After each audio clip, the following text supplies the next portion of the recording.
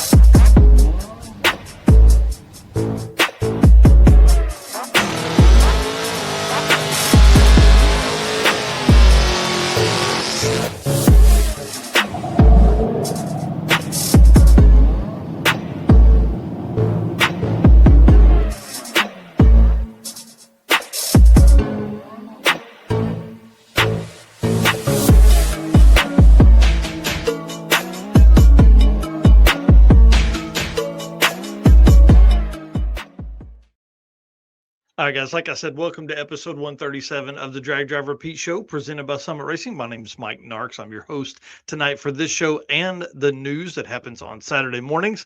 My right-hand man, Mr. Eric White. Tell him what you got going on, dude. I am Eric White, co-host of the show and news, which funny story we were talking about before the show. The Nelsons were on 3 years ago, was it? Mm-hmm. Episode number 2, and I was the special guest co-host back then. So we got a good laugh out of that this morning. Anything drag drive repeat related, artwork, photos, and we are going to get all of the 6 summer photos posted before sick week. Mission accomplished. That's going to be exciting.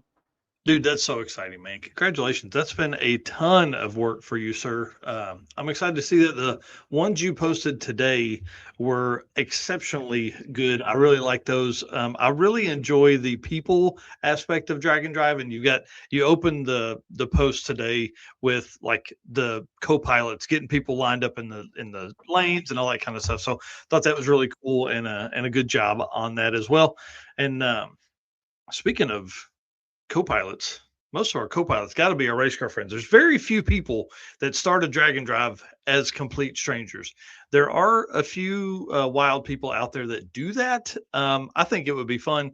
Dustin and I in 2020 were basically strangers. We had hung out for like 2 hours together total in our whole life. So it was kind of fun to do that. And by the end of it, dude, we were big buddies. It was awesome. So, guys, thank you so much for being here. Thank you for being our race car friends and doing what you do out there. You guys know what you do. We appreciate that a whole bunch. But hit the share button as we go into this. Thank you to our sponsors too, man.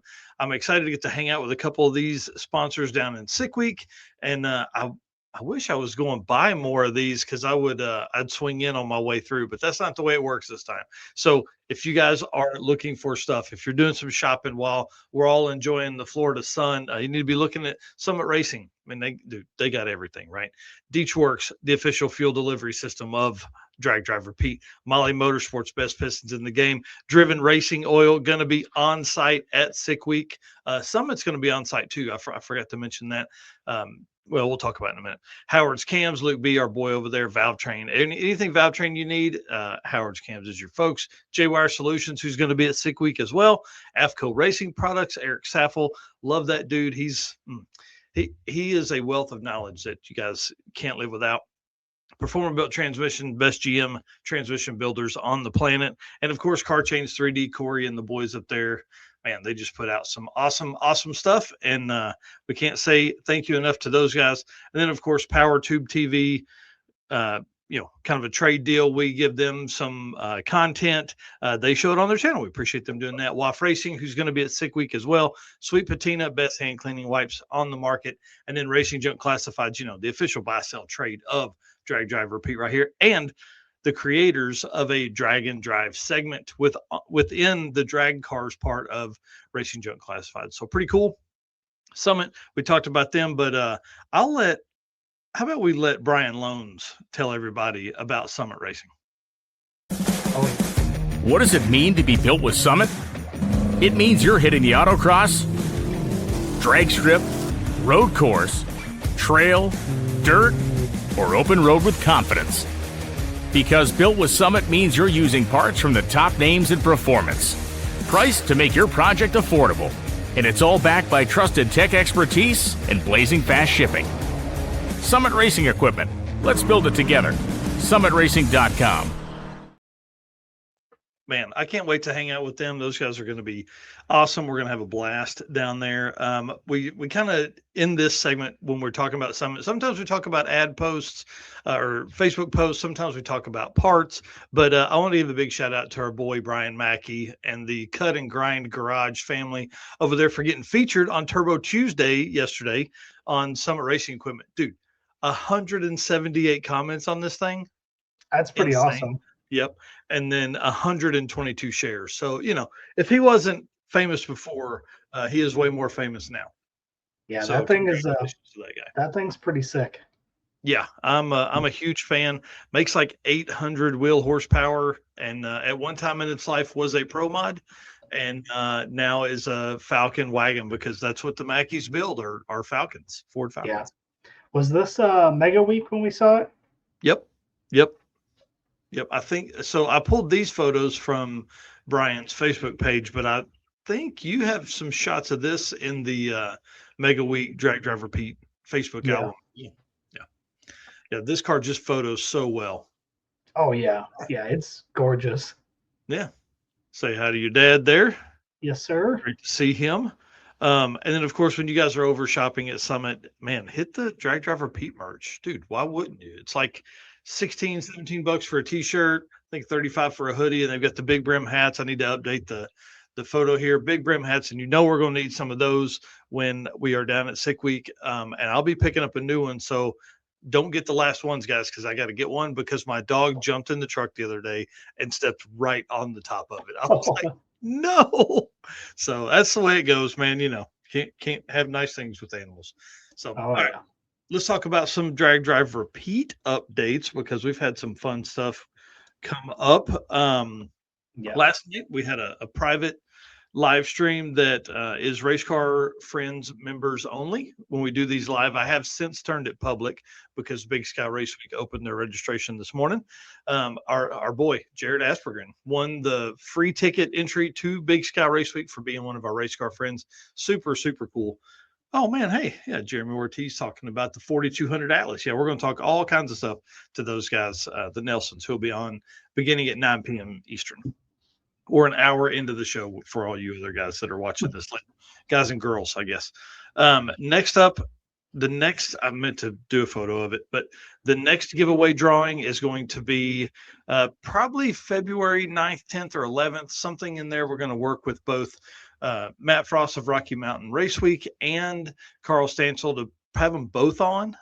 So for the Race Car Friends members, if you have not filled out the form that tells us which events you are interested in, please go do that right now, because we have like another 7 events to give entry for, to draw entry for, and we don't want you guys to miss out on that. So Jared, obviously getting signed up for Big Sky Race Week today. We definitely want to have folks Race Week and Drop the Hammer. Both have provided us with free entry for our Race Car Friends members. Can't wait to do it. It's gonna be awesome, man. Yeah, it's been really cool doing these giveaways. It's, man, pretty exciting, and very thankful for all the promoters that have given us that to be able to do for the Race Car Friends. It's really cool. Jared was pretty excited in the email. Big time excited, and I don't blame him, dude. Like, it's a $450 giveaway, $450 ticket that he paid at most $100 if he paid it and did the OG deal during PRI. So Right. pretty good option there. Next up, man, this took me way longer than I wanted it. I promise I spent way more time on this than it should have, but finally got it sorted out. We now have a fully interactive map on the dragdriverepeat.com/event list 2026 website. This is awesome. 42 of the 47 events are on there. The other events are not on there because we don't have tracks as host tracks yet. We know where they're going to be ish, but we don't know the track location. So it's kind of cool to see these laid out. If you guys have a few minutes, go over there and search it. The one thing I like about this is that once you start kind of digging into the US side of stuff, there's a lot of open area in the country. So everybody worries about saturation and all that kind of stuff. This literally shows us that there's a ton of area that is still very, very far from people's location, that Oh, yeah. somebody in Michigan or something like that, or not Michigan, like Minnesota, they may have a hard time getting to one of these that far. So pretty awesome. Again, so way too much time on this. Brandon Hayes, big shout out to him. Hey, Narcoleptic Customs in there, my brother, and they're making comments. Big shout out to him for helping me get this started. Joe, our boy, for helping me get all the information. And that was where the easy stuff stopped. Everything has been it's been crazy. So we had stuff showing up where it shouldn't have been, and had to take me a good long while to get that fixed. But I'm excited to see this. So you guys can find that. I'll go ahead and drop the link there in the chat while you talk about the next bit of stuff. Yeah, so 6 summer photo updates. You got a screenshot here. We will have all of the 6 summer photos posted. The last album will go up on Friday afternoon, Friday evening, once I get home from work. But I did section it out so that we were able to get them all done this week. So, man, I'm excited to be done, but also a little sad because I've been working on photos since probably June. So I don't know what I'm going to do. Obviously, I got the circuit racer cards is going to be what's going to keep me busy next. But yeah, it's I'm excited to be done with these and just in time for 6 summer photos to start rolling, or 6 week photos to start rolling out while you are down there. Yeah, and it's my goal to take about a third as many pictures as you, which would be a whole lot. Yes. So we'll be uploading stuff. Big shout out to Brian, who's been editing his fingers off for videos. He's going to be doing the same thing while I'm down at sick week as well. So we've upped. He's going to be like almost 30 hours next week is kind of the plan for him getting in there. Yeah, Jeremy Ortiz in here saying, been loving all the pics. Takes me back to the warm summer. Yeah. It's been super cold. Lastly here, oh man, I didn't put it in here. Let's talk about this. You want to? Yeah, let's go for it. We were complaining a little bit before the show about our fat asses, and I'm the heaviest I've ever been. Eric said he is not happy with where he's at. I mean, probably the heaviest you've ever been, maybe? Yeah, in that ballpark. Yeah. So let's talk. We're going to throw this out there. This is literally something we talked about before the show, but who would like to get in on a race weight challenge? Weekly updates, group chat, holding everybody accountable. Because like every 10 pounds you lose is like what, 100th or 1,000th off your time. I mean, we need faster cars. I need better knees, and that would help. Okay. So if you guys want to do that, just make a comment over on the side, #RaceWeight, or send me or Eric a message. Let us know you'd be in. Robert Voss, I'm in. Let's go. Yeah. I think it would just be fun. And again, the biggest thing with weight loss is accountability. Like, my wife can't tell me to do shit, but my buddy riding my ass, whew, hey, we'll get the old truck back out. I get beat up too bad in the parking lots. Hey, listen, we got go-karts coming up here in April that we need to be in shape for. Yeah, that's exactly right. Yeah, that's more of the reason here. Well, let's move on to the circuit stuff because there's a lot of things happening. The emails for the hotels went out the other day. That was crazy. 9 hotels I worked with this year. Actually, 8 hotels and 1 campground I worked with to make sure that everybody could kind of have a spot. I wanted all the hotels to be connected. So each night, the hotels that are selected share a parking lot, which I think is going to be fun for, parking lot beers and stuff like that. And then, of course, Camp Counselor Bob will be at the racetracks with the Camp Counselor program, a fire pit, some snacks and drinks and things like that for you guys that want to camp at the track, which is definitely encouraged. So if I don't know, maybe 2027, I'll stay at the tracks. I don't know. We'll see. But just want to say that's out there. If you haven't seen it yet, send me a message. I'll send it over to you. This only went to circuit participants. So if you're not a circuit racer or a road tripper or co-pilot that gave me your email, you don't have this info. Okay. So thought that was a fun one. That was a little bit of brain damage. And then, dude, AT Industries, man, back for 3 classes this year. I'm so excited about this. 11.0, 12.0 index, and unlimited can all be sponsored by AT Industries. Yeah, that's awesome. Definitely appreciate that. Yep. Yeah, I'm kind of excited about them being back and racer pre-party, bro. Los Cabos once again. Yeah. They had a great we had a great time there last year. The room they have us in is perfect. The side room is great, and they have an outdoor little patio area. They were singing karaoke that Thursday night. So we're going to have a good time. This is going to be a blast. I've already talked to the manager there. She's getting me some pricing and stuff like that, here in the next couple of days. But that's kind of the plan. And the hotels I've set up are within 400 or 500 feet. So if we decide to have some margaritas at Los Cabos, I'm not worried about getting back in a hot rod and driving across town to get back to the hotels we had last time. So that is going to be a little better there as well. All right. Did you say tacos and margaritas? Yeah, definitely tacos and margaritas. Raj has got to be listening somewhere on his drive right now going, I'm in. Yeah, he's coming for the tacos and margaritas, man. Yep. All right, let's hit some Driven Racing Oil stuff. Hey, it's Brandon from Fort Smith, Arkansas here. Driven Racing Oil is a performance engine oil that can do it all. GP1 is the ultimate oil for any race or performance application. Whether launching hard at the drag strip, enduring the extreme heat of off-road and circle track, or pushing the limits in top-fueled drag boats and demo derbies, winning racers choose GP1.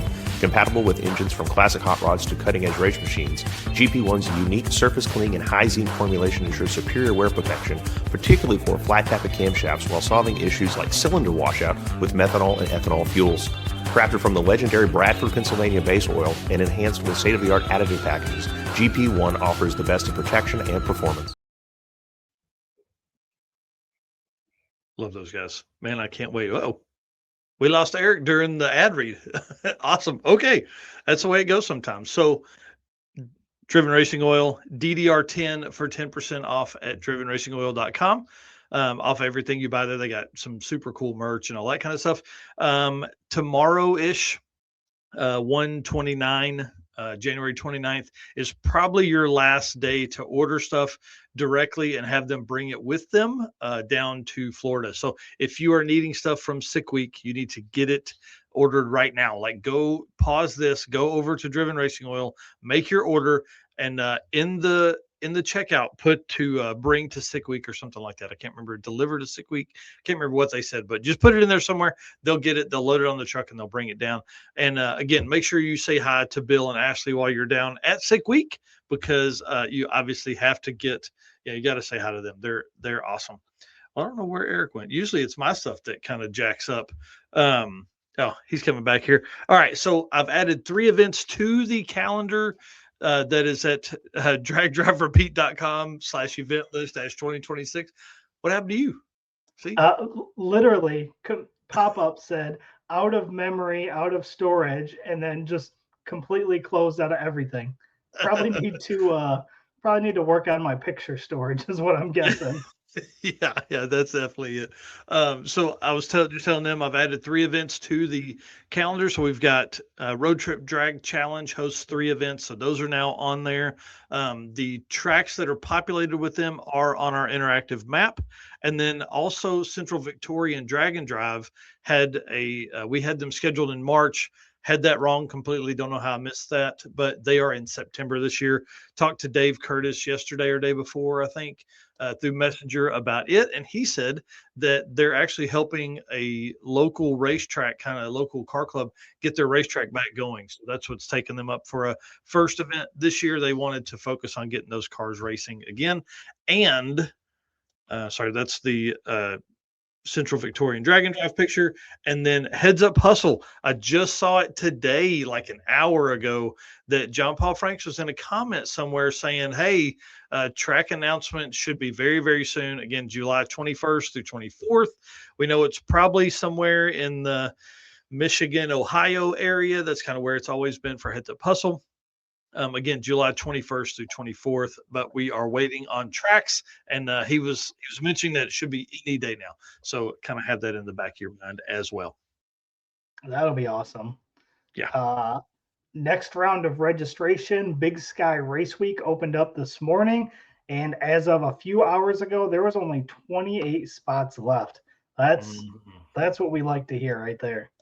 Yeah. Yeah, definitely. And being that they're at 200 cars, that's a bunch making that trek to Montana. And I don't know if you guys saw a bunch of the names, but there's a lot of people that are returning this year, and a lot of people that are doing 5 or 6 events this year have Big Sky Race Week on their list. Yeah. Yep, that is awesome. And then obviously 666 is now open to the 66 or to the Death Week, the previous 66 2024, and the top 100 of 6 Smokies. So if you were in any one of those, registration is open for this year's 666, and then public registration opens on February 13. So they've got quite a good jump on the public registration. Yeah, that's going to be an interesting one. I'm excited about that one. Yeah, so that's going to be pretty awesome. Obviously, going to be going to at least a couple days of that, being that it's up here in my neck of the woods. Next up is Drop the Hammer. So registration for that is February 14th at 10 a.m. Eastern. So again, kind of working through all of our upcoming registrations. So Drop the Hammer again, February 14th at 10 a.m. Eastern. And then Race Week is February 20th for returning racers and February 21st for the public. So again, coming up real soon, all of these within the next month. So both Race Week and Drop the Hammer events have a free entry. So anyone that is in our Race Car Friends membership, we are going to be working on getting the date set up to do those drawings as well. Yeah, I'm kind of pumped about those. Race Week is obviously what started my Dragon Drive career here. And man, it holds a special place in my heart. And of course, I'll be doing at least probably Thunder Valley, Tulsa, and Mocan. I don't know if I'll be able to hit Great Bend and make the full loop, but I'll at least do those 3 with them. And my plan is to do media out of the old truck. That'll be fun.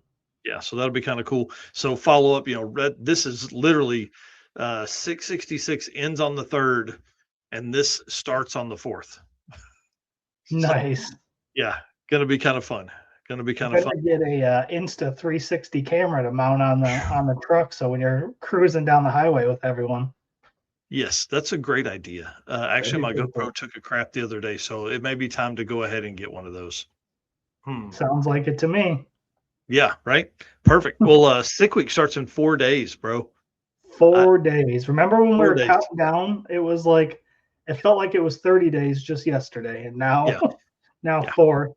It is not 30 days anymore. It is 4, and that's pretty impressive. And I can't wait, man. We're going to talk about Sick Week and all the updates here in just a few minutes, actually. So, dude, 47 total events on the 42 on the interactive map, 47 total on the list, of course, on our dragdriverepeat.com/event list -2026. Again, I'll drop that in the chat for folks.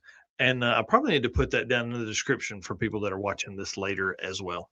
Yeah, definitely. This turned out pretty cool. So good job. I know you spent a ton of time on it. So I think it came out exactly how you were looking for. Yeah, I'm kind of excited about it. I think it's going to be kind of fun as people begin to mess with that stuff and see the events that are close to them. I mean, everybody, if you're just looking at a list, it makes it pretty tough. So anyways, yeah, thanks for the kind words. Appreciate that. Driven Racing Oil, man. Tell us, kick this part off, I guess. Yeah, DDR10. You guys know 10% discount on everything on the Driven Oil website. Or if you're going to be at Sick Week, stop by the booth, say hi to Bill and Ashley, and pick up some stuff while you're there at the event. So they'll be there to help you out with anything that you need. For sure. All right. Well, let's move Great American Detour registration opens up on Sunday. Robert, I'm so sorry. I apologize about that, buddy. He called me yesterday and even reminded me. He's like, "Hey, put this in your notes," and I wrote it on my sheet of paper, but didn't put it in the notes for the show. So Great American Detour registration. Here's what's cool about it: the first 50 people that register, like to put in their information, stuff like that, or I think buy a swag bag, get their name on the shirts for the event. So that'll be super cool as you go through the next, 20 years of wearing a car shirt, because that's about how long you take it, You also get shirts. Robert will be able to tell us about it. I should have had him on tonight to talk about it. Robert, are you on the Gearhead Perspective podcast on Sunday night? I know they were talking back and forth about having him on one coming up episode, but I can't remember which one it was. So Great American Detour, hit it up, guys. And then Buckeye Skips registration opens on February 10th. I probably need to be making notes about all this stuff and putting those on our event list page as well. Time. J-Wire Solutions. Let me hit this player, and then we're going to talk about J-Wire. What's up, guys? My name is Cole from Fort Worth, Texas. Expert car and marine wiring solutions that you can trust. J-Wire Solutions can wire and plumb your hot rod, your race car, hell, even your drag and drive car. Plus, they offer products to make your driving experience way better, like their blinker module that is just a must for all drag and drive cars. This module will allow your rear turn signals to continue to function while the brake pedal is applied, just like stock. Find all the details at jwiresolutions.com. Dude, I think the race weight deal is going to be a big thing. Actually, I got 2 messages. Dustin Cottle messaged me saying, "Come on, I'm in." Yeah, let's do it. Yeah, that'd be kind of fun. Hey, Destroyer 1320, him and I were talking on the phone the other day. All right, well, let's talk about some J-Wire stuff, because we're going to use this segment before we bring on Steve at Wirecare. We're going to talk about some of the cars that are headed to Sick Week and some of the updates. But first, I'm going to talk about this heater block-off bypass. Heater bypass block-off. You need this if you got a heater in your hot rod. If you have an LS under the hood, you need this, because this helps keep hot water on one side and cool water on the other. For folks that just remove the thermostat completely in an LS water pump, it takes longer to warm up, all that kind of stuff. So this definitely kind of helps route that flow, so you guys can pick those up. And again, if you're going to buy something, buy it now from J-Wire. He can bring it to Sick Week. They leave on Friday night, so they're bringing the Nova down Friday. They're actually packing right now. Hopefully they're probably still in the garage at Brian's house, getting the car ready to go and stuff like that, and watching over there. So he owns one of the only big decals that are out there for Drag Driver Pete. So it's on the side of the trailer. You guys got to take a look at it and give them a honk as you go by whenever you see them on Sick Week. Dude, breaking news. Did you see this? Well, you sent this to me right before the episode started. So sad. Yeah. Richard Flint and the orange S2000 got into the wall today during some testing, which was sad. His post said, "First off, I'm completely fine. All the safety equipment did its part, and this could have been much worse. I have the car tore down, and I'll see if it's repairable. We aren't out for Sick Week yet, but it has to be 100% safe for us to make that trip. So here's to a lot of late nights." And then he said, 815 G's. That is the most G's this car has ever pulled, 8.15. That's insane. That's traction, dude. The car was on a rip. I'm interested to see what happens. There was or what happened. There were a few people in the comments that were asking, but I didn't see any follow up after that. So I'm sure he's working on the car and getting it. But it just literally is on a pass and then just loops, like just kind of makes a turn. It caught the headlight and then of course kind of bounced the back end around. Another orange car that is headed towards Sick Week is the Deal Brothers. I've talked about this car a bunch on here the last couple of weeks. I've really enjoyed the build process of this car, the videos they've been putting out. this car looks badass, dude. Yeah, The dark headlights, the bull horns on the front. This thing is going to be bad to the bone. And they're talking to Steve at the dyno and says it's 2,450 pounds with no driver. So that's nuts. that's drag and drive ready. Yeah. 2,450 pounds. Steve wanted to start at like 40 pounds of boost. It made 1,170 on 14 pounds. And then there's a graph that they're talking about stuff, but they never give a number. But the number to the side said 2,000, and it was above that, but I didn't know how much. So I messaged David Deal, and it was like, bro, what? 2,400 pounds? Are you serious? And in the video, they're talking about, if they pulled the radiator and all that kind of stuff out, I mean, you're talking another 150 pounds. I mean, that car could be 2,500 pounds with a driver in it. Oh, wow. 2,100-ish horsepower or 2,100 horsepower on 25 pounds. That ought to be insane. That's nuts. I'm so excited for those guys. They have worked their butts off to get this car where it is. So I hope that they get everything together, everything is good, and they can make the week and complete it, because that'll be absolutely huge for those guys. Yeah, huge redemption. Obviously, you guys remember they put it in the wall at Drag Week. It's just amazing that I talked to Nick Deal earlier. David is the one that typically drives the car, and man, he's in for a ride. That's for sure. Yeah. Next up, Tom Bailey. Did you see 5.901 at 220 mile an hour? Insane, dude. I had to go back and watch that again later. You and I had been kind of messaging back and forth, and you were like, dude, he ran a 590. And I was like, what? And then he said at 220, so like he was already out of it just around 1,000 foot.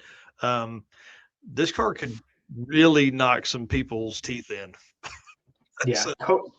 So basically coasted to a 590.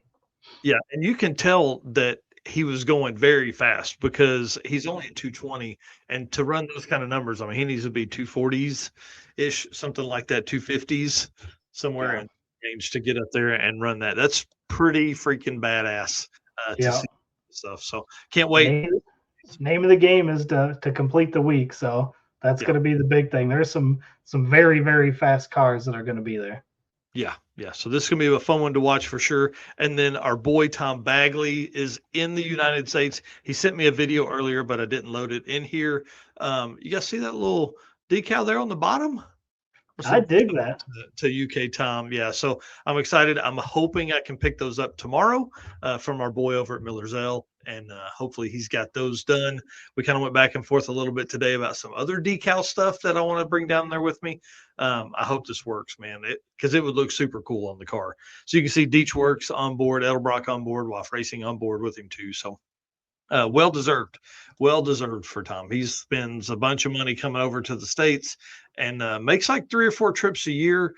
And then, of course, this car's got, man, he's hoping to get 20s every day. That's all I'm going to say about the ET plan he has. So he said, I won't care to turn in a 20 every day as long as I'm turning slips in. There you go. Up next, the Rotson is on the ground on its own suspension and its own weight. If you guys have been following along, they've been doing a bunch of work to the rear end of this car, suspension, new rear axle and everything. So this is going to be pretty cool. This is put together by Rowdy Street Cars, and man, they've been doing a ton of work on it. And I'm excited for you to go check this out at Sick Week and see what it looks like now compared to what we saw at PRI. Yeah, I just hope it makes a full throttle pass. Yeah.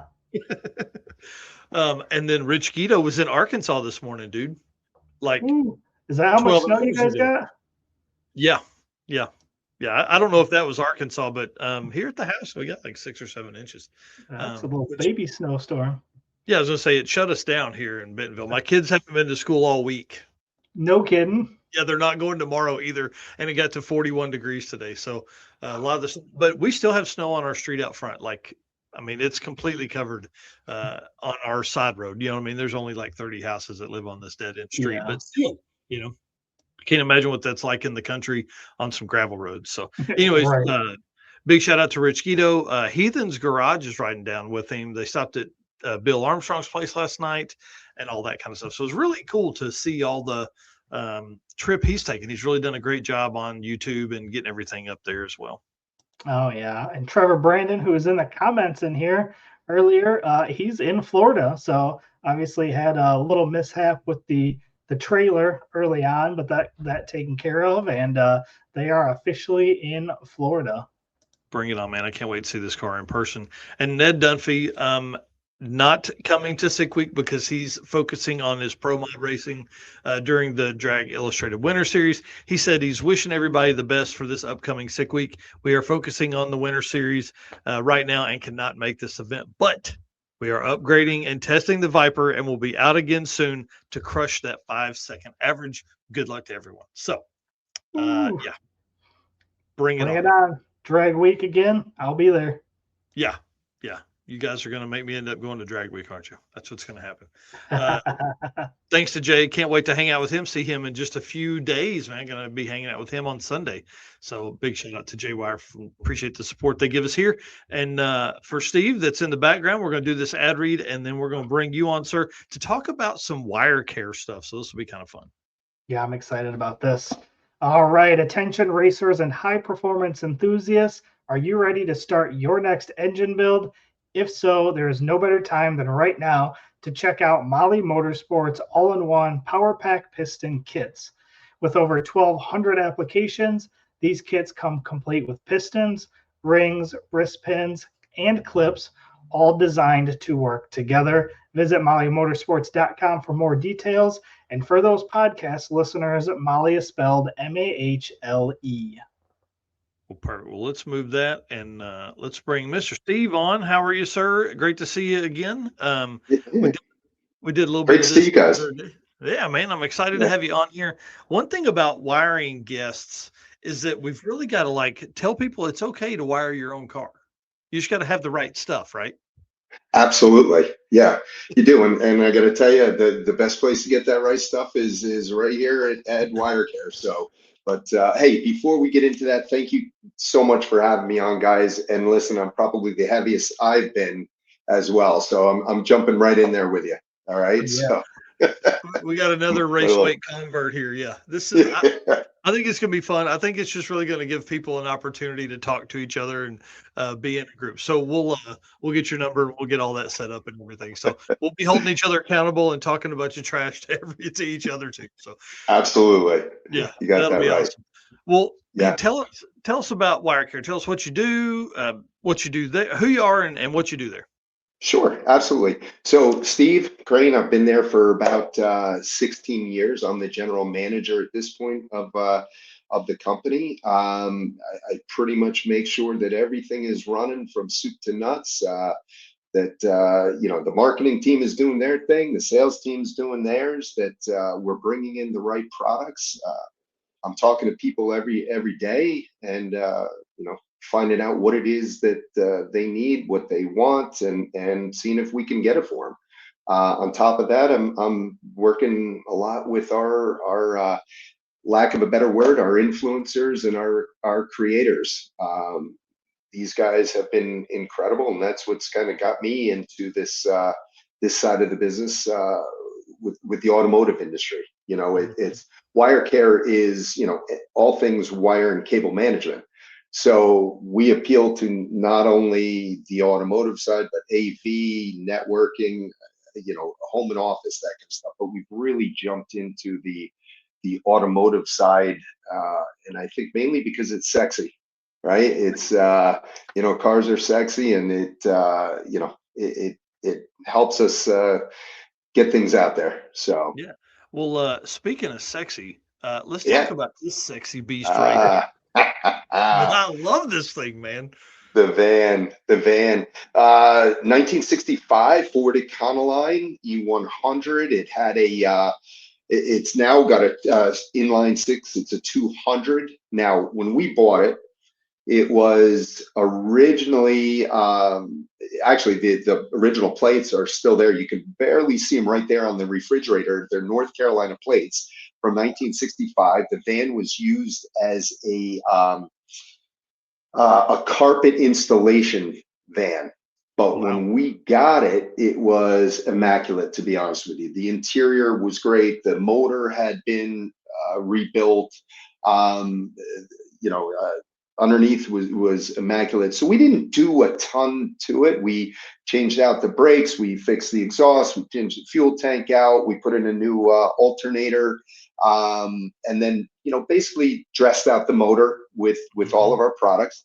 And then we dove into the basically the goal was to dive into the van life, the off-grid solar side of things, and that's kind of what we did here. So the idea was kind of to create a little Woody's vibe with the two-tone woodwork in there, and underneath that bench there to the left is the off-grid solar. So that's the whole solar setup, and then the inverters on the wall next to the TV. And it was just it was a really fun project. This is my favorite vehicle that we've worked on.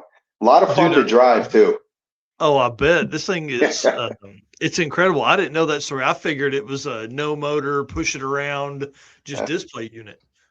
No, sir. We got that thing running. It was out at SEMA. We had it there. We had a PRI last year. I don't know if you saw it last year, but did you? Okay, great. But yeah, we drove it. We didn't drive it to Vegas from Jersey, but we did drive it from Henderson, Nevada. Actually, I did from Henderson, about 30 minutes away to the convention center. So how cool. Yeah, it was a fun drive. So it's just got a single barrel carb on there. We I don't know, we may do something with that. We're talking about it, talking to JH Restoration, those guys, and see if we can do something with that. How fun, dude. Yeah. I really enjoy this thing. It looks really cool. And like, talk about a statement piece. I mean, this is definitely a statement piece. You pull in with this, it's not just anything anybody sees anywhere else, and it just draws people in, I can only imagine. Well, it does. And the beauty, I think, of what we did as well is we left the patina on the outside. Listen, it looks like a 65 on the outside. We didn't change anything. It's when you open the doors, then you're like, that's pretty cool. Kept it a little retro, with the shag carpet and all that, and people can appreciate that from back in the day. So it was a lot of fun. And then the rear, if you remember, the back of it is, we turned that into the garage. So this is kind of the lounge, and the back is kind of the garage. And the goal of this, really, we had in our mind, besides the off-grid solar, was drag and drives. So what we had thought was being able to follow the racers, carry our equipment, tools, a lot of the stuff in the back, and be able to help anyone on the side of the road if they needed something. That's awesome. Cool. Yeah. Yep. So we just got to get it a little more reliable on the drive. So that's it. Yeah, the best way to do that is to drive them. Fix stuff as it breaks and drive. This is true. Yeah. Absolutely true. Throw the thumb up if you're not good, down or thumb up if you're good. I can fix it, down. Hey, help me. Good. Agreed. What other project or cool cars does Wirecare have? So we only recently started to get into fixing some cars. So one of our employees, Joe, he had a roller for quite some time. It's a 1969 Plum Crazy Roadrunner. Now, you may have seen that at PRI a couple years ago. So this thing was in great shape. It was it really looked fantastic, and the problem is it didn't run. So we decided to have a motor built and put in it and get it running for our buddy Joe, who had it for about 35 years, and it was just sitting. So we wanted to give back to Joe as a great employee, and we said, let's do this. And the project was, it took quite a bit. We're not, motor builders. And look, to be honest, Wirecare, we're an e-commerce wire and cable management company. We don't build cars, but we decided to jump all over this. And it was eye-opening to see what these guys go through. And SAS here in New Jersey, they're the ones that built the motor, and they killed it. The car is unbelievable. Joe takes it, throughout the summer. Every weekend, he is at Cars and Coffee. He's at car shows. He is just loving life. We're happy that he's doing it. So that was the first car. Then we got into the van. Right now, we've got a 1980 K10 in the garage. It's got a Cummins motor in it. Oh yeah, okay. And we're rewiring that. So we've done a little bit to it. We're working with a gentleman in the area who is a wiring guru. His name is Jim. He's from Wireworks, and he's coming in. We've got a harness for it, and we're going to start messing around with that and adding a lot of the Wirecare products, and then That's get that, awesome. and get the new harness in it. So we're excited about that. That's really the next thing. Hopefully, in the next in the next month, we should have that rolling. Wow, that's cool, man. Yeah, a lot of fun. We just try to, create some content and have a good time with the products that we sell. Absolutely. Sounds like the way Yeah. to go to me. Yeah, absolutely. Come on, you got to have fun. Right. Exactly. Well, give us kind of a quick overview. I know you talked a little bit about some of the products you have, but give us a quick overview of Wirecare. Like, what all do you guys do there? Yeah, again, we get into all things wire and cable management. So from sleeving to heat shrink to connectors, cable ties, tools, pretty much everything to help someone wire their vehicle from soup to nuts, if you will. So again, yep, that's us there, and we try to bring in some new and different products. We bring in top shelf things. We're not, one of the things about us is that we are not the highest priced, but we're also not the lowest. We're somewhere right in the middle. We think we've got a great product for the value. But our customer service really is second to none. I think we offer a really good customer service and good team that way.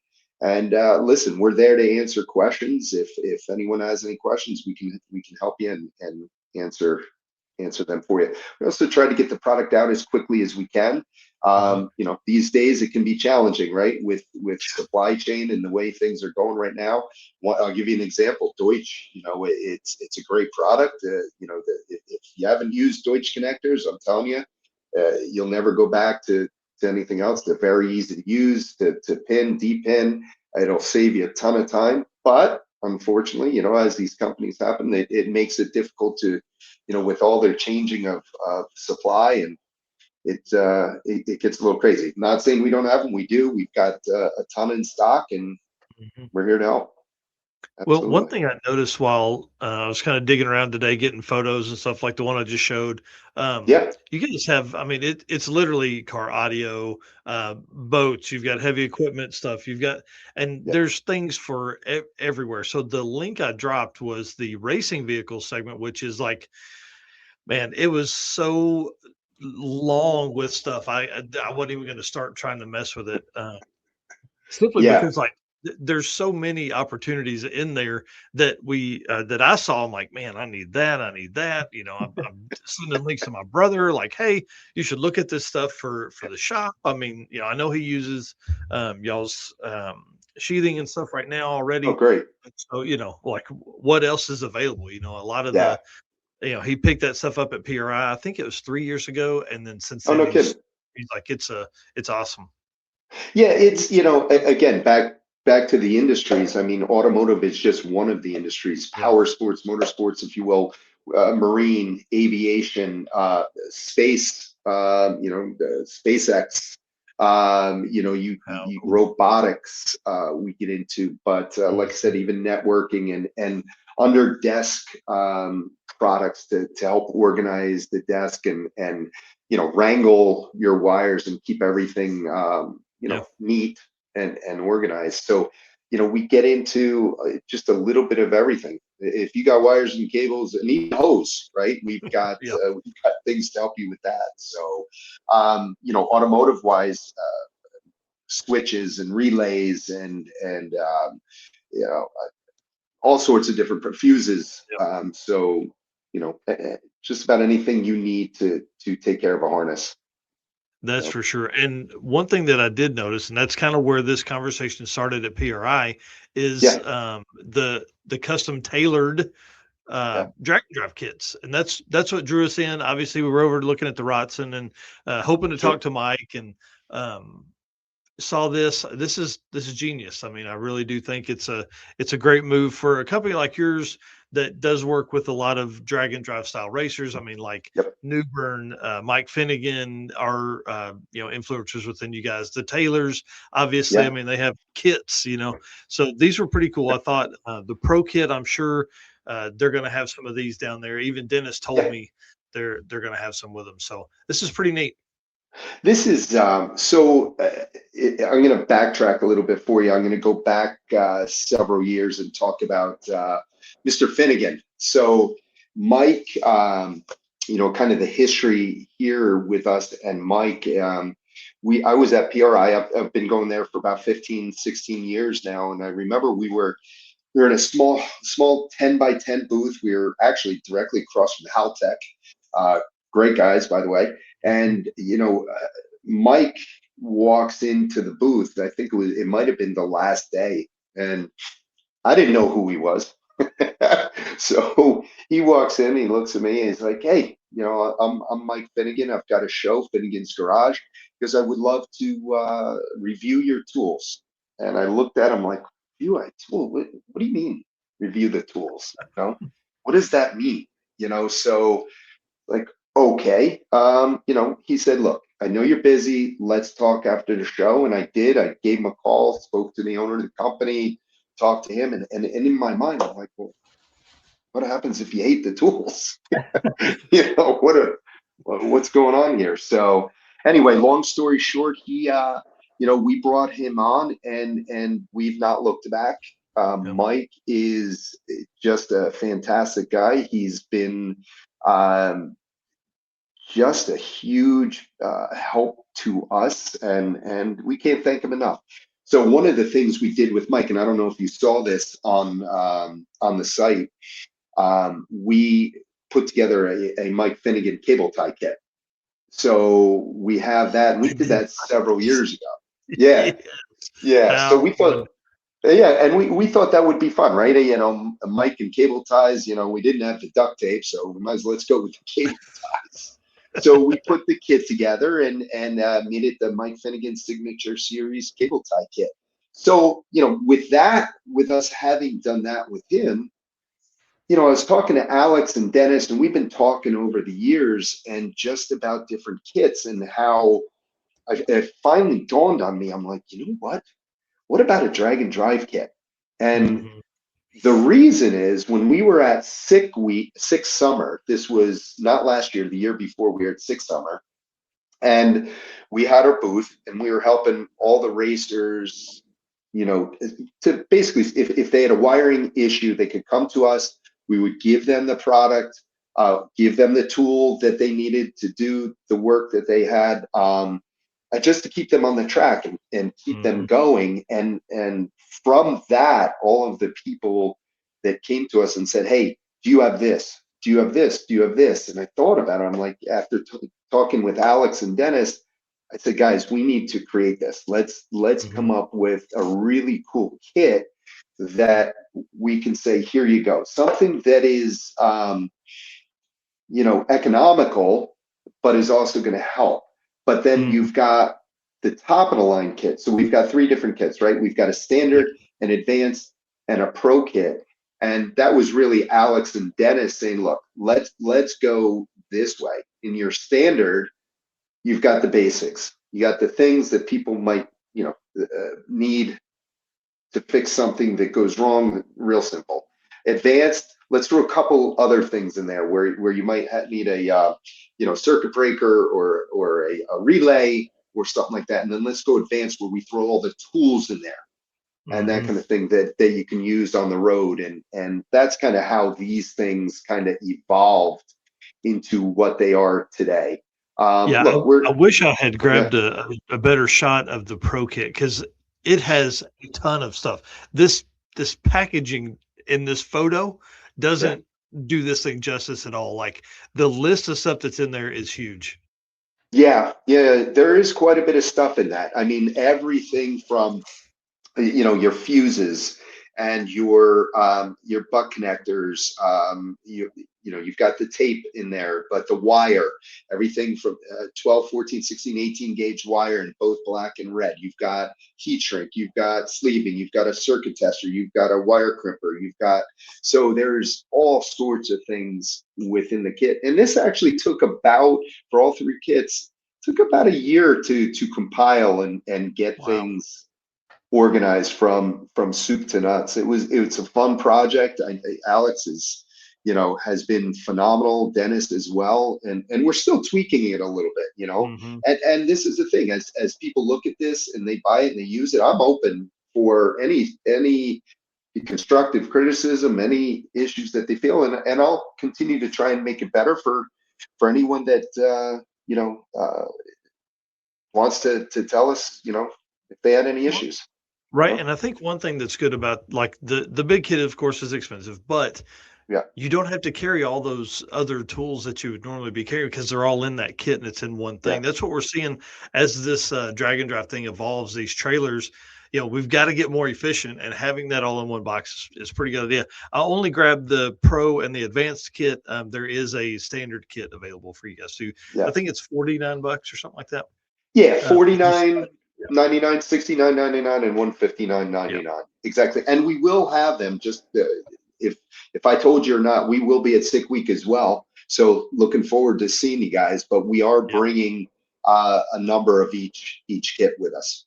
That's going to be awesome. I can't wait to hang out, man. I'm ready to be at Sick Week. To be honest with you, I wish I was flying at this point. I did message Dennis today, and I was like, "Hey, man, give me kind of something I can tell these folks that are at home, what this kit is basically." And so this is Dennis Taylor's quote. He said, "I was a little skeptical at first with the idea of these kits, but after working with Wirecare and helping design them, I started seeing the benefits. Once we received the kits, I realized how cool they are. I used to gather items from my shop every time that we would do a drag and drive event. And not only does that take time, I usually forgot something. And when we return home, I have to put everything back up in the shop." Yeah. He said, "Now all I do is grab the Pro kit and I don't think about what I forgot. I even take one with me when we just make a road trip or are pulling a trailer because we've needed wire repair or fuses in the middle of nowhere and didn't have that stuff. These kits are killer." He went on to say, obviously, please drop the link. We're appreciative of Wirecare and what they do with us. So that's cool. awesome. Yep. Yeah, they're just such great people. And Dennis did tell me at PRI too. He said, "You know what? I've got it right now. I've got one in the truck. I've got it right here in the truck." Yeah. It's like nice. That Well, works. and I end up carrying I have a bag, that just has a bunch of random stuff in it. Yeah. It's not electrical, it's everything. It's like crimpers, it's got some wire, it's got tools that I need for whatever vehicle I'm driving, all that kind of stuff. So, this would definitely help with some of that pack out. So that's pretty awesome. Absolutely it would. Yeah. Yeah. Yeah, you got it. But yeah, it's just a fun thing. Listen, I'm going to be probably, creating other kits too, depending on what it is. We work with a lot of guys, and we'll see what we end up coming up with. It's fun. Yeah, that's pretty awesome. I'm going to have to pick up one of those Mike Finnegan cable tie kits though. Who are you going to be with at Sick Week? Where are you going to be? You said you're with somebody in a booth or something? Yeah. We will be in the ISKI Racing Cams booth. Sweet. So we're going to be hanging out with Nolan and the crew there. I'm sure Alex and Dennis as well, part of that. But we'll be in there just hanging out again like we did at Six Summer. We are going to bring wiring supplies. Actually, I've got a skid. It's probably a KSR right now up in Gainesville where we're going to pick that up. Go see Kevin and the guys, but we'll have a wiring cart there, and again be able to offer some assistance, and again free of charge. This is, you come over, you need a battery cable, you need a foot, you need lugs, we can help you out, cut it, crimp it, do whatever you need to keep these guys on the track. That's all cool, man. Yep. Yeah, it's gonna be fun. It's gonna be a lot of fun. Looking forward to it. Yeah. Awesome. Well, as we kind of wrap up here, what are a Sure. few tips that you have for builders or enthusiasts kind of when it comes to wiring and stuff? A great question. You know what? I'm going to be, not beat around the bush, and basically, it's stop going to Amazon, right? Let's use the right tools and the right products to wire the vehicle. Um, you get what you pay for, and I think when you're shopping at Amazon, you're getting garbage.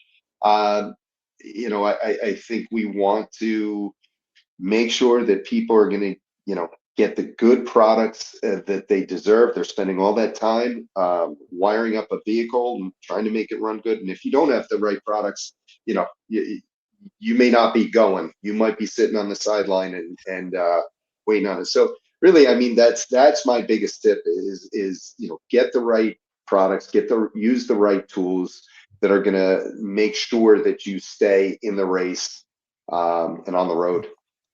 I like Yeah. it. So Huge.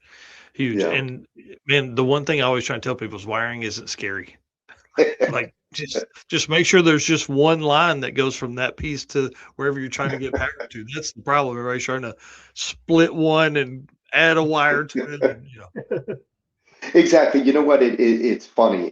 I am not an electrician, okay, and I've never wired a full car myself. All right, so I'm just being honest here. But I do work every day with the products and with the people that do, right? And what I've learned is that the basics of wiring are more simple than the fear of it, if you will. Okay. What are for beginners, look, you got to remember a few things, right? You disconnect the battery, use proper tools. You're going to label everything, and fuse every circuit. On top of that, it's making sure that the load that you need to, whatever that amperage is, right? That wire needs to be able to handle that amperage. Okay, so larger amps or more amps, larger wire, longer run, larger wire. And I think that's probably the main thing that I could say, again, from a layman. It just is making sure that again, you're using the right stuff, and Yeah. and again, labeling. Well, Yeah. and one great thing, yeah, label, take notes, and then Yeah, try to use different colors where you can. yeah, Like if you're running certain true. stuff, use the damn purple. It doesn't all Yeah. of it doesn't have to be red. No, and here's a little trick. This is something in talking to people. I've had people who use, they've used all black or something, but they take colored shrink and they'll Mm, put a piece of colored shrink on the end just so that they know what is what. That's just something that I've heard. Or they label. We do offer a heat shrink engine label kit. wow. We offer those as well, so you can label those wires. But I do agree with you. I do believe that the different colored wire does make sense. Yeah. But We again, had make sure it's the right size. right. We've had Devin Vanderhoof on before, and man, those guys label everything front, Yeah. like at the connection and at the end, which is huge. So Yes. Yeah. It really is, and I think it saves you a ton of time and aggravation. yeah, oh, that's for sure. Well, You Steve, know, I of want to say thank you for coming on tonight, man. It's been great. course. Talking at PRI, obviously talking here tonight has been awesome. And just in our emails back and forth, you always been super nice. I appreciate that. And then I can't wait to hang out during Sick Week, man. It's going to be awesome. Absolutely. Listen, hey, thank you both for having me on. It was a real pleasure to meet you guys at PRI and getting to talk to you. And I really appreciate you giving me the opportunity to come on here and talk about Wirecare and kind of what we do. And yeah, I can't wait for Sick Week next week. So Yeah. I'm Bring it flying on. out on Saturday. So excited to get there and see everybody. That's great. Looking Well, forward to it. one last question before we go. Are you all doing Sick Summer again as well? So right now we don't have the plans. It doesn't mean it won't happen, but right now we have not signed up for it. But Gotcha. we'll see. That's It's yeah. definitely a Hey, possibility. yeah. You're going to Yeah, be like us. You're going to have so much fun next week. You're like, hey, put us down, man. Let's go. that's exactly right. Never know. Awesome. All right, So Steve. Thank you very much, man. We'll see you soon. Sounds great. Guys, thank you. Have a great night. Yeah, you too. All right, bye. How cool, man. I'm telling you, wiring isn't scary. No. That's the big thing. And of course, like if you wire stuff, you need to kind of keep it protected. That's where Wirecare comes in. You got to bundle that stuff. You got to sheathe it. You got to take care of the outside of it. So then, the oil and grime and all that kind of stuff doesn't do damage with it.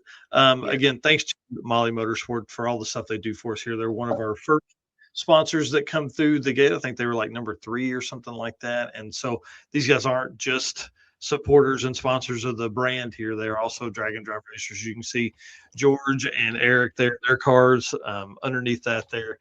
And I can't wait to see if you guys are running Molly Pistons at Sick Week. Please let me know. I would love to come over and get some content for them because Scott and Eric Grillo are not coming to Sick Week. So I'd love to be able to send that back to the team there in North Carolina.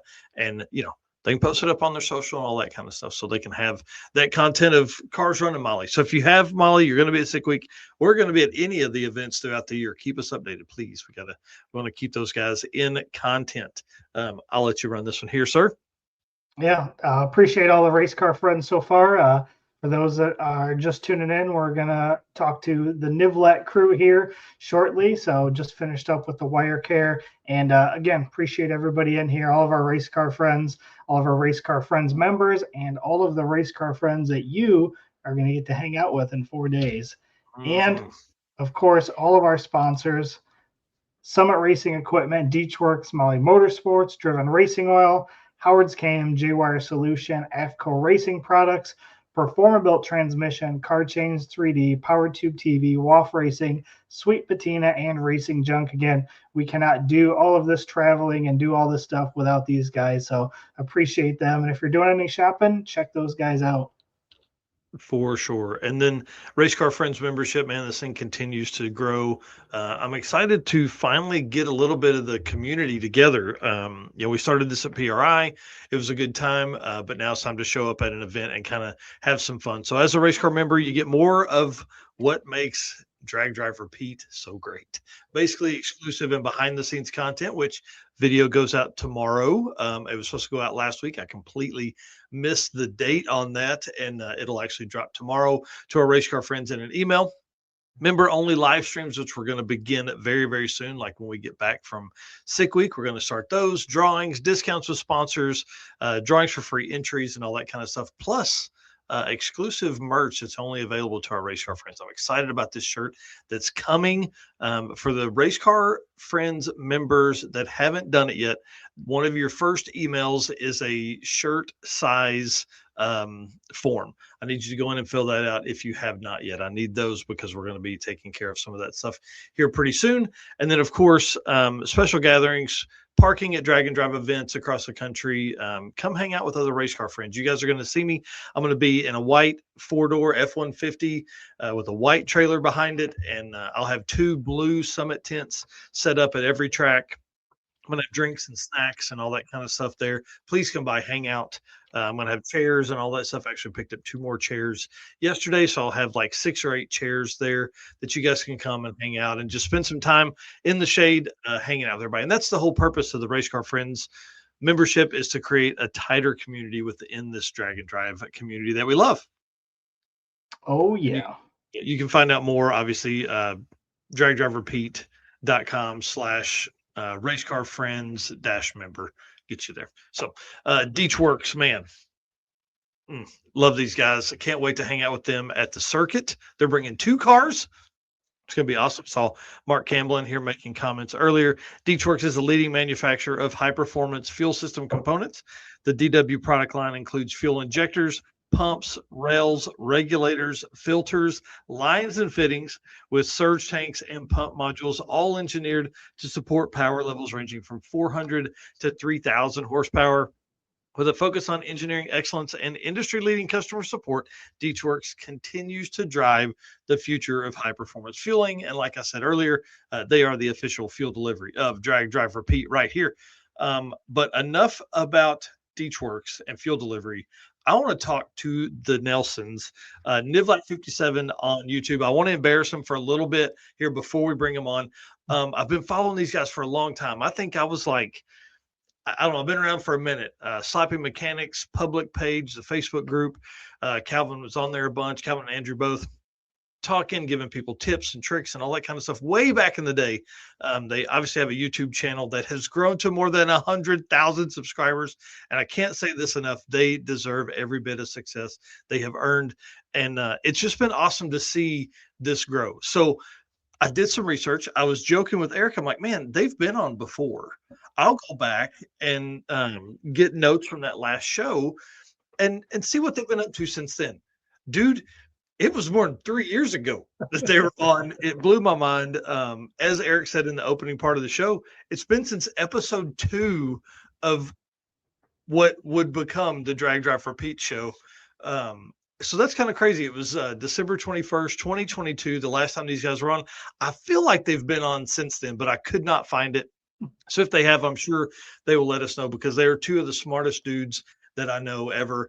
And the wife, and the mom, she is one of the greatest people you'll ever meet, ever. So let's go ahead and bring on the Nelsons now that we've completely embarrassed them. And guys, hey, I just want to say thank you so much for coming on tonight. It's awesome to get to hang out, because we can get all the small talk out now. And that way, whenever we're at sick week, we're just hanging out. You can hand us wrenches. As long as we're not at the track in hot time, I'm good with that. I'll do that. I'll give you guys moral support. That is awesome. Well, y'all, I can't believe it's been 3 years since you've been on. That seems pretty wild to me. It's been a while. And I guess it's just because we've probably seen you a lot of different times. Several sick weeks, sick summer you've been at. I mean, obviously you won Sick Week Freaks this last year. Like, it's been awesome kind of getting to know you guys and seeing you at PRI. So we see each other a couple times a year. Maybe that's why it's got my mind all jacked up. We need you on more often. We're almost tolerable. Yeah. Yeah, almost. Yeah. Almost close. You guys are so awesome, man. A lot of fun. Well, I want to start off. I wanted the first note here I have is like, what have you been up to? What have you been doing the last 3 years besides building a plethora of hot rods? I mean, it's been kind of a whirlwind. I mean, we probably the last time we were on was around the time that Dad had his wreck. Unfortunately, we were getting ready for Sick Week. Trying to get the Volvo ready. Yeah. So unfortunately, the car that we were building the last time that we were on no longer exists. But Dad is still sitting here next to me, so we're very thankful. And he's still deals with it every day. I mean, maybe he can speak on that a little bit, but we've learned a lot since then, and we definitely think about how we build cars a little differently. We can explain everything that happened with that wreck. We can explain exactly, where the problem was and how we can prevent it in the future. There was definitely a series of, stars that aligned that made that event happen. And I think it happened for a reason. And, well, you guys have been building cars for a long time. So to get to that level and then learn, so that was one of the craziest things we've seen. For the folks that don't know, is a Volvo 159. Is that right? It was a PV 544. I was close. It's kind of this little hatch, 50s, early 60s Volvo. Yeah. And luckily you guys had built too much cage for it, really. I mean, that was, I think we had that conversation in the thing that you guys were over safety, all that kind of stuff. And hey, I mean, that's why y'all did that, Yep. Yeah, it was spec to a 650 cert roll cage, and that cage did its job. It's, I did every single weld in that cage was done by me, and not one of them failed. So that's awesome. At least I learned that I can weld. So. Right. Yeah, I wanted to learn though. not the way. No, not at all. And then it's great to have Andrew here doing this stuff. I mean, at that point we were a little nervous for sure. Yep. It's been a long road. Yeah. Oh, I can't imagine. I remember talking either on the phone or maybe it was at an event. It was like a year later, and you were like, "Man, I'm still like had some shoulder stuff going on, and just struggles from there." Because like you had some pretty serious G's while you were doing topsy turvy stuff. Yeah, I wouldn't recommend it to anybody, but anybody who's gone through an incident like that, they have to be diligent about the recovery part of it. Yeah. Over 970 hours of physical therapy. Oh, Yeah, hey, that takes away from hot rodding, dude. It's been a long road.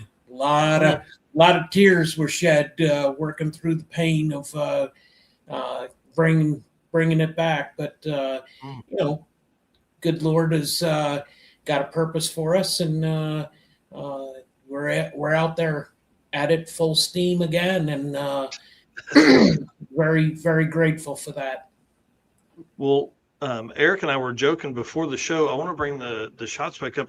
This first segment here, I want to talk to you guys is more about like the fleet of stuff that you have, kind of some of the builds you've got going on and stuff like that. So one thing that really kind of I feel like helps cement in your lore of Nivlac 57 YouTube channel stuff is the 4200 Atlas setup, winning 6 Summer 6 Week Freaks. I feel like is even very recent. But you guys have a ton of really fun, cool cars.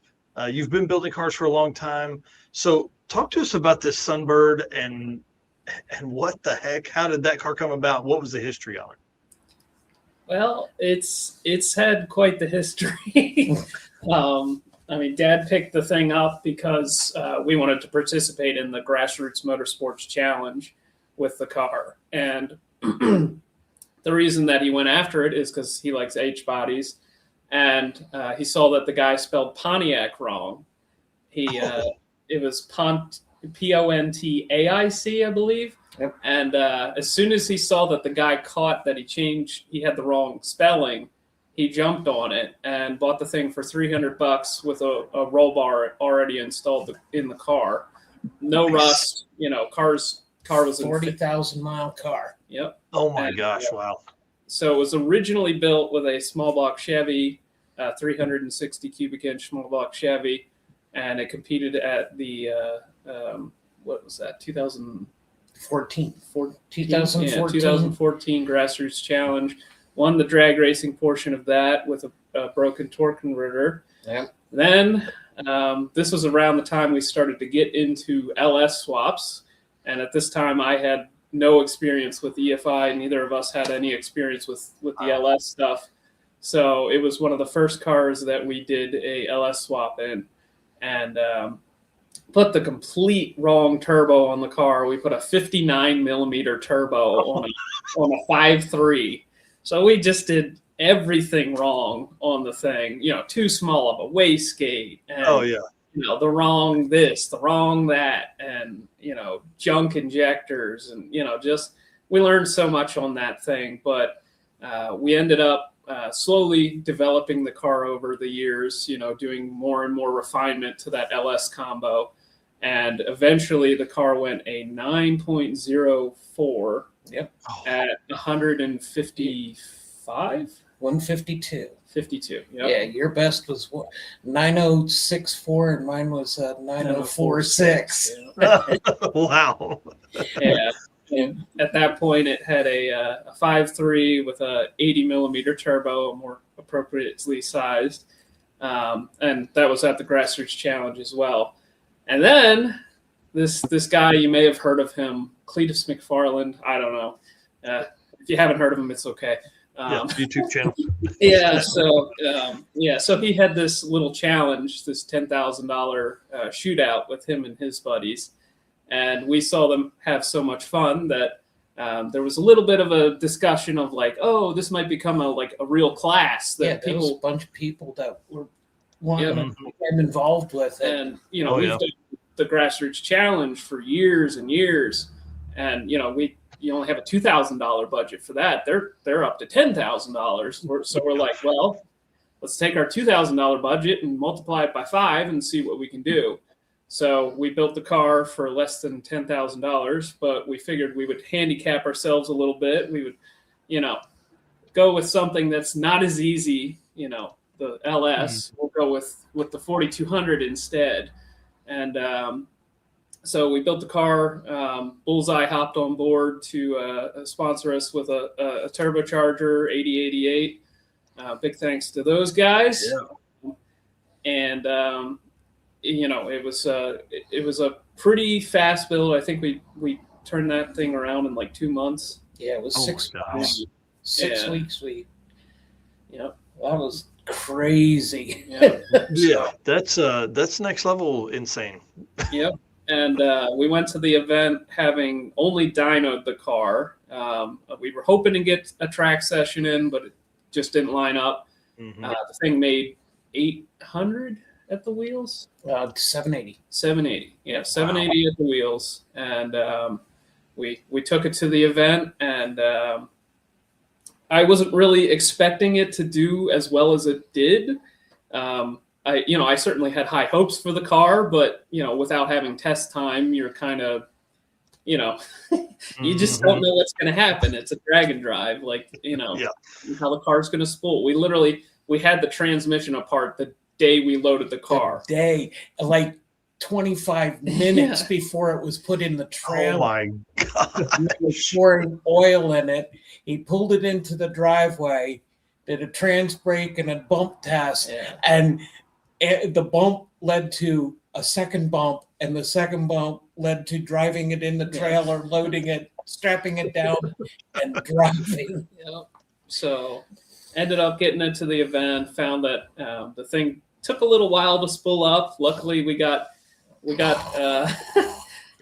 was like 10 to 15 seconds, depending on how high it was.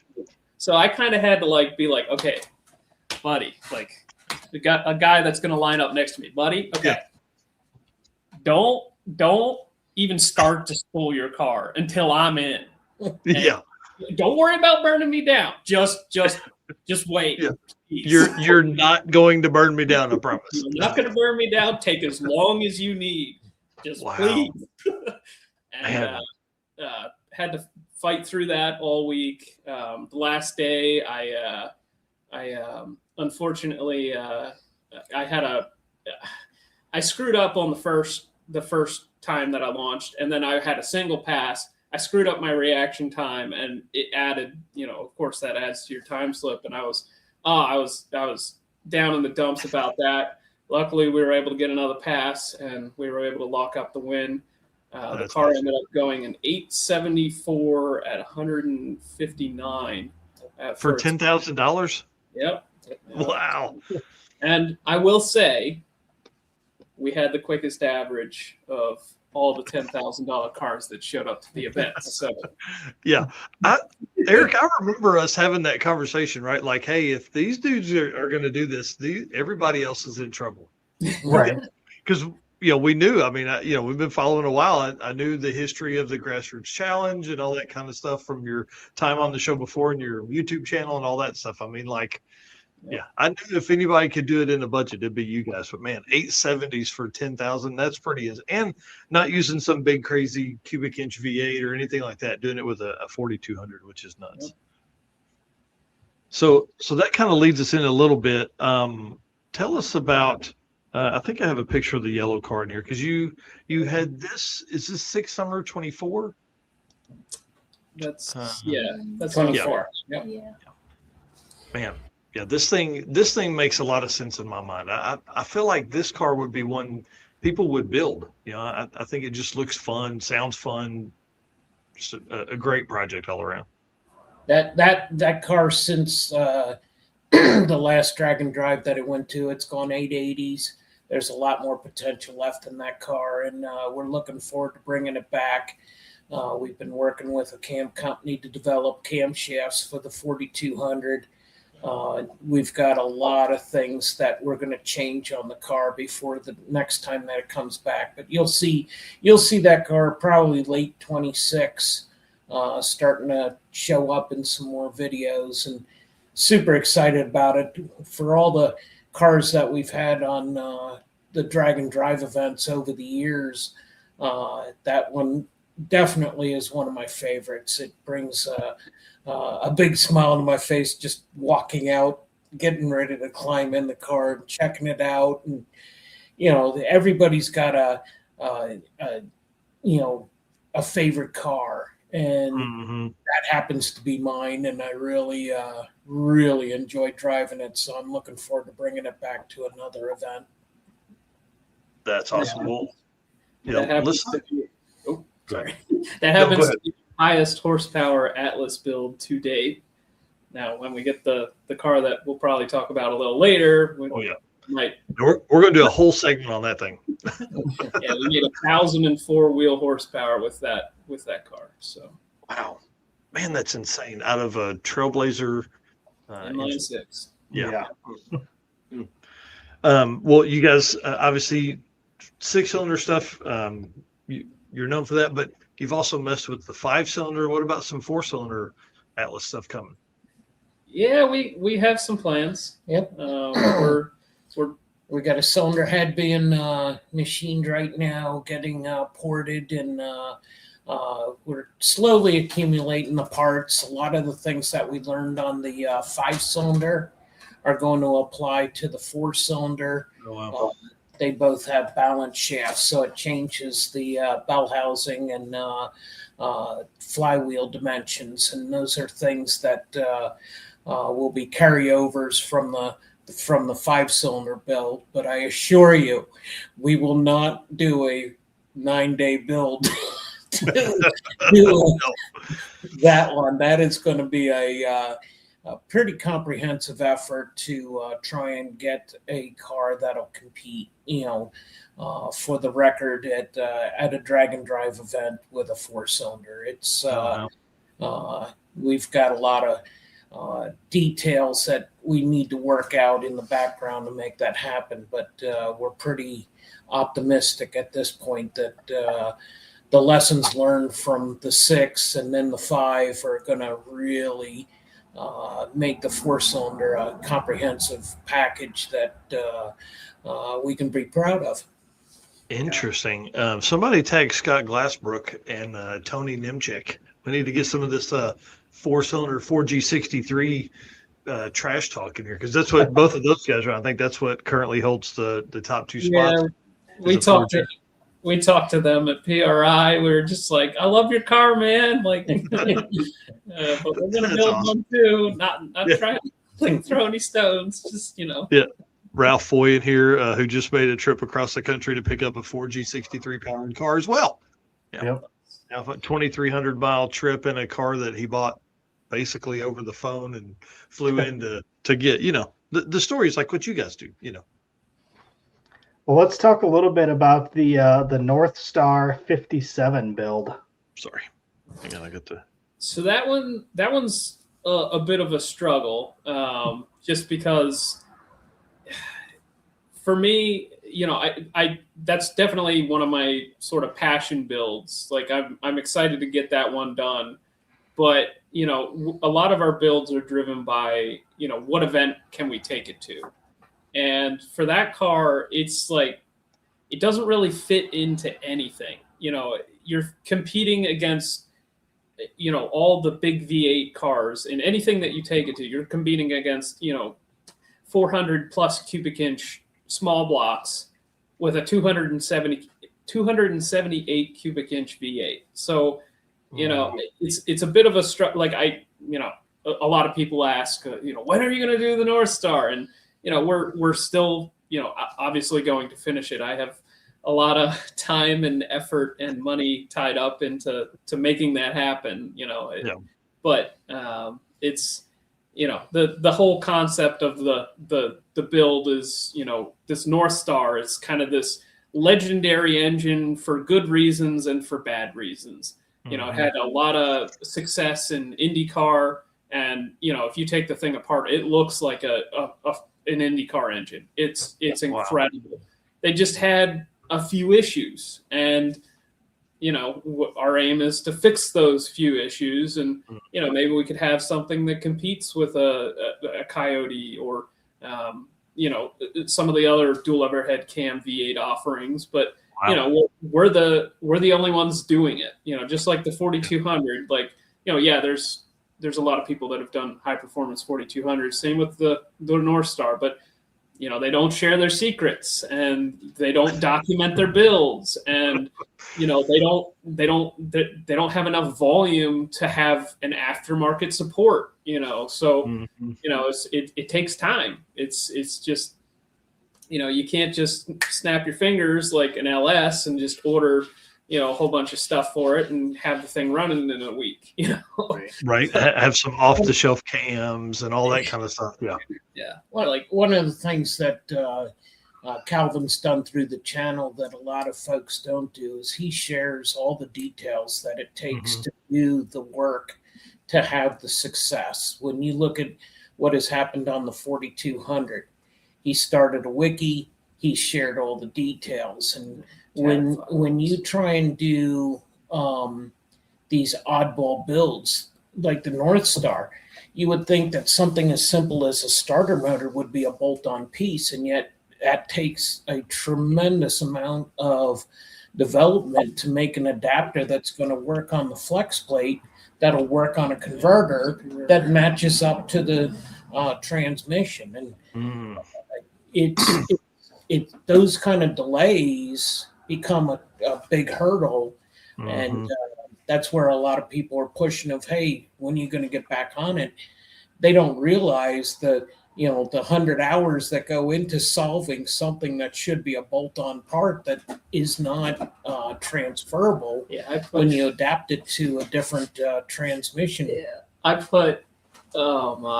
probably put 15 hours into a starter and flex plate solution that I literally have to throw in the garbage can because it won't. Man.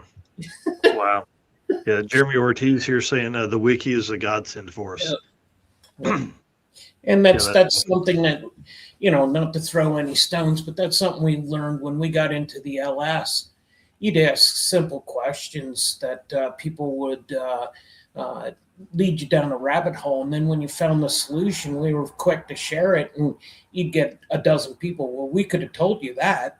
Well, we asked the same question. We couldn't get the answer, and that's something that both of us are committed to, that let's let all the boats in the pond rise together. Let's not hide the information. And well, I sure do miss forums. Yeah. Yeah, everybody on Facebook's an expert. People in the forums weren't, because man, you just get drugged hard. Oh yeah. Yeah. That's so the North Star that you're messing with, was it a rear wheel drive car? Yes. Or so what did they come in that was rear wheel drive? It was they actually came in all wheel drive as well. Interesting. Okay. Yeah. So the ones that I have, the two that I have were from an all wheel drive. I believe it's the SRX. It's an SUV. Oh, okay, yeah. And they did come in rear wheel drive as well, but they also came in the XLR, which is like the mini Corvette looking Cadillac. Yeah. Good luck buying one of those. But the SRX, you probably buy those all day.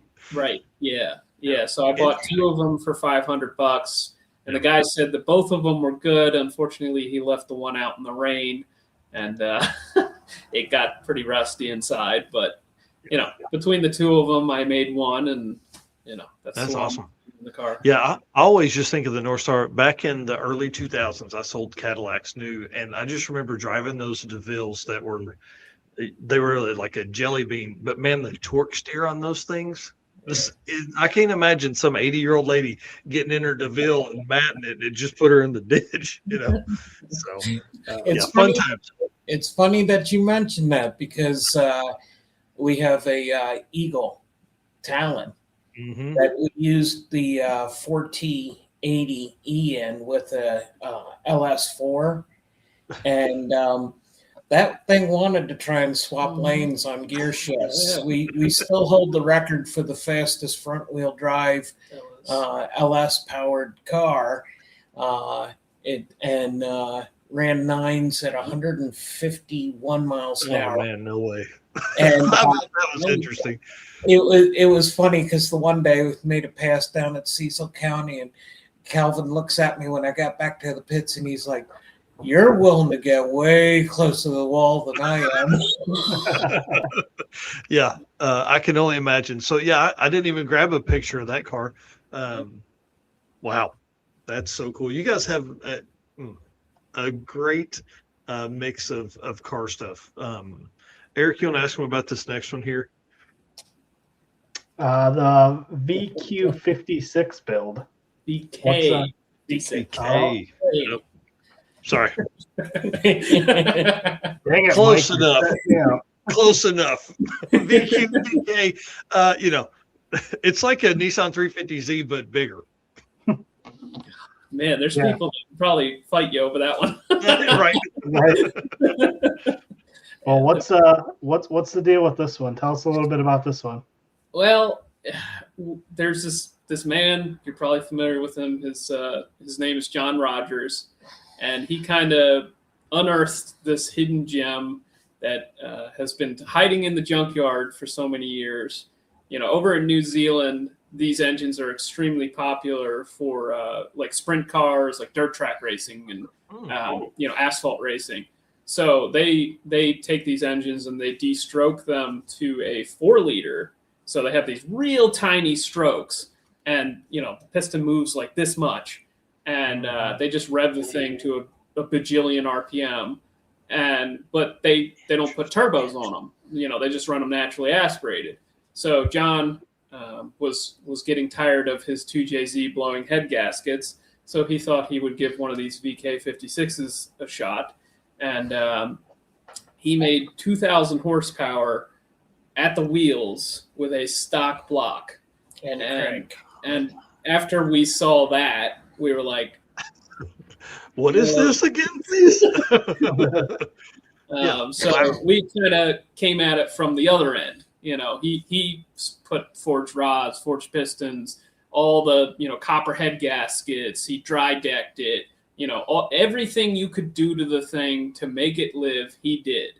And that costs a fair amount of money.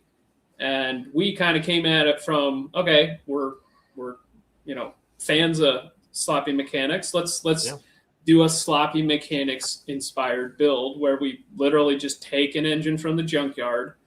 The only thing we upgraded on the thing was we put a set of oil pump gears from Boundary Performance. I forget what the what the exact name of the company is. They make really nice stuff. And the only reason that we did that is because it's a common failure point that people have found on the Nissan engines. So that is literally the only thing we did to the engine. We didn't do valve springs. We didn't do cams. We didn't do head gaskets. We didn't do head studs, nothing. It was a stock engine out of a truck that was sitting in a field that we just put oil pump gears in.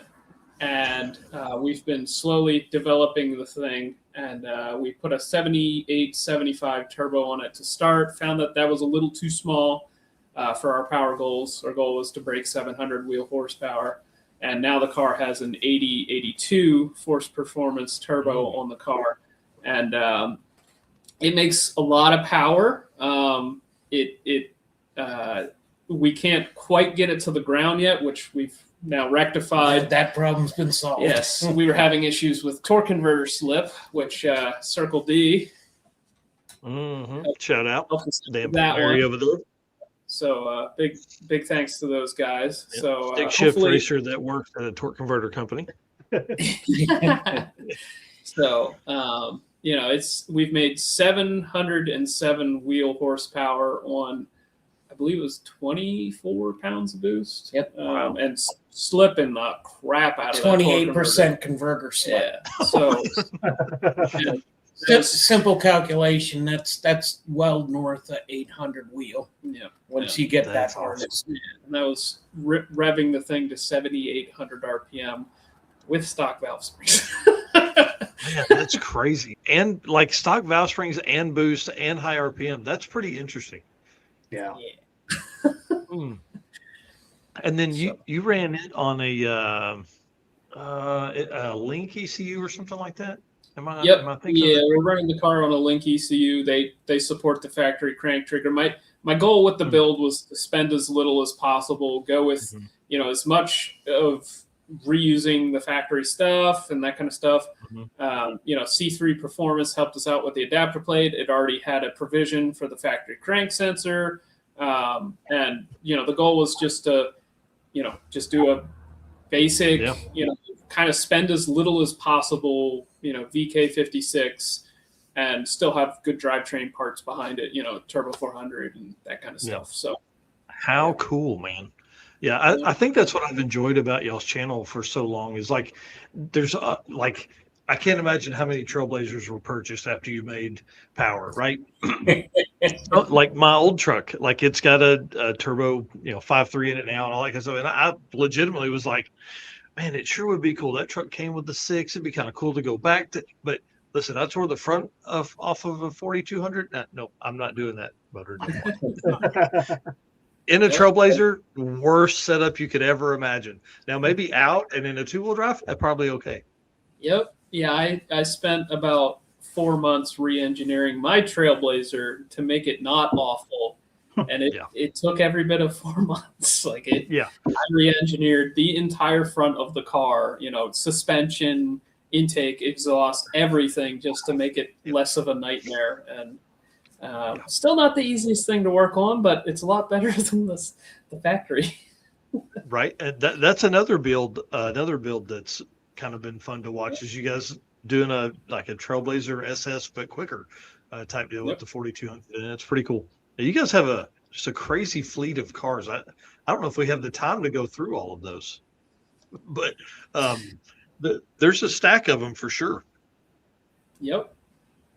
How cool. The last bit I want to talk about is one of your most recent videos. Is this 8HP, ZF 8HP, whatever, something like that.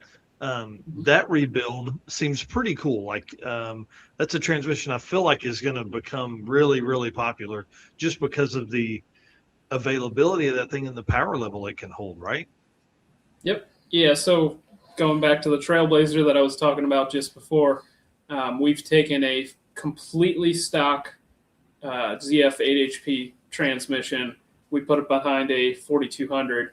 So it's not the 4200 isn't a complete torque monster. It's not going to be like a positive displacement supercharged V8, like a Hemi or something like that. So, it does have a bit of an easier life in our application, but, it's a 4,600 pound car as well. So with that, we're putting about 700 horsepower through the thing, completely stock. And, you get, you get 6 gears to 1-to-1, and then you get 2 overdrive gears. So to me, it's the ultimate drag and drive transmission. Just because they're so cheap, they hold the power, they have overdrive, they're extremely efficient. I wish that's something that doesn't really come across in the videos is I wish I could convey to people how efficient it is, because it never, like a Turbo 400, you go through the gear and it kind of lays over when you shift and then it comes back. And this thing is just bop, bop, bop, like you're just in the seat all the time because it's just banging through gears, keeping the engine in its power band. You don't have any torque converter slip because they rely on the lockup torque converter pretty heavily.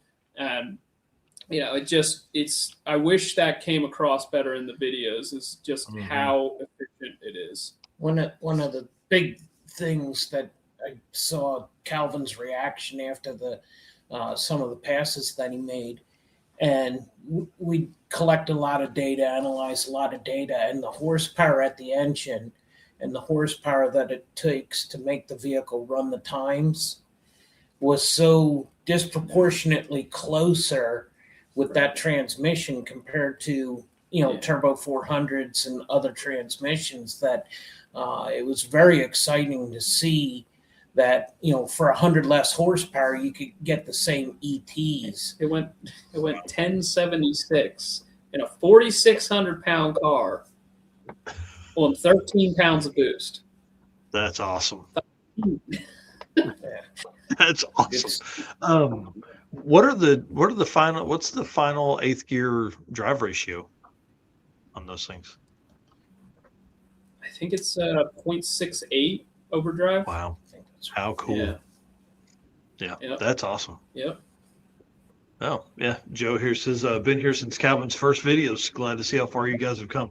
And we're going to talk about that as we wind down the last bit. But I want to move on. I want to talk about this car that you guys are bringing to Sick Week. So, again, thanks to DeechWorks. Guys, appreciate them. They are going to be campaigning 2 cars at the circuit. I'm excited to see those guys there. Mark Campbell, 850 killer, going to be giving Brian Acton a real run for his money. Anytime you're ordering fuel stuff, DDR10 for a 10% discount at DeechWorks.com. Performer built stuff. These guys kind of up in your neck of the woods. He's in Pennsylvania, I think, New Jersey, somewhere up there. A master at GM stuff. I'll let you read it, Eric. I'll stop talking. Performer Built is the official transmission builder of Drag Drive Repeat. At Performer Built Transmissions, their goal is to engineer and build the toughest transmissions on the planet. Performer Built doesn't just rebuild transmissions, they systematically re-engineer each model to eliminate OEM flaws and achieve the highest levels of performance. That is why they say their transmissions are not just built, they are Performa built. And all right. Trevor Brandon here saying sick freaks are bringing the heat this year. That is for sure, and that's actually what we're going to talk about right now. Is this this car that's coming? Hang on, let me see if I don't know if I put the photo in you sent me. I didn't put the photo in you just sent me. Dadgummit. Sorry. Anyways, tell us about this Camaro, because this thing has been a blast to watch as well. You got an entire series on this thing. Every time you're working on it, you're putting up videos. So, man, I want to know all about it. So for me, this is kind of a dream build. I've always been a 6-cylinder guy. I got my start with a 250 inline 6 and a 64 Nova that I wanted to hop up. And unfortunately, the car got totaled before I could do anything with it. And the 4200 was the engine that everybody was pushing me to put into the car. But back at that time, they were very expensive. And that's kind of what spawned the whole channel and everything. And I've always, I love the V8s as well, but at heart, I'm an inline 6 guy. And this car is definitely a kind of a dream build for myself. To me, the coolest cars ever are the pro mods that race at World Cup with the RB26 and the 2JZs. Those are that is the peak for me. And this car is our humble attempt at, maybe not quite that extreme, which maybe someday we'll do something that extreme. Who knows? Yeah, but this is an entry into that world with our platform of choice. So we picked up the car 2 years ago, a year ago, a year and a half ago, something like that. It's kind of been on the back burner for a little while. The car already had a 25.5 roll cage and a 750 cert cage, which is the reason that we were so interested in it. And I've just been gradually, plotting and planning and coming up with how I want to do it. And that is what you see in those pictures. So it's a Vortec 4200 from a Trailblazer with forged rods, forged pistons. Head was ported by Faster Proms. Ellis George was actually the man who ported the cylinder head for nice car.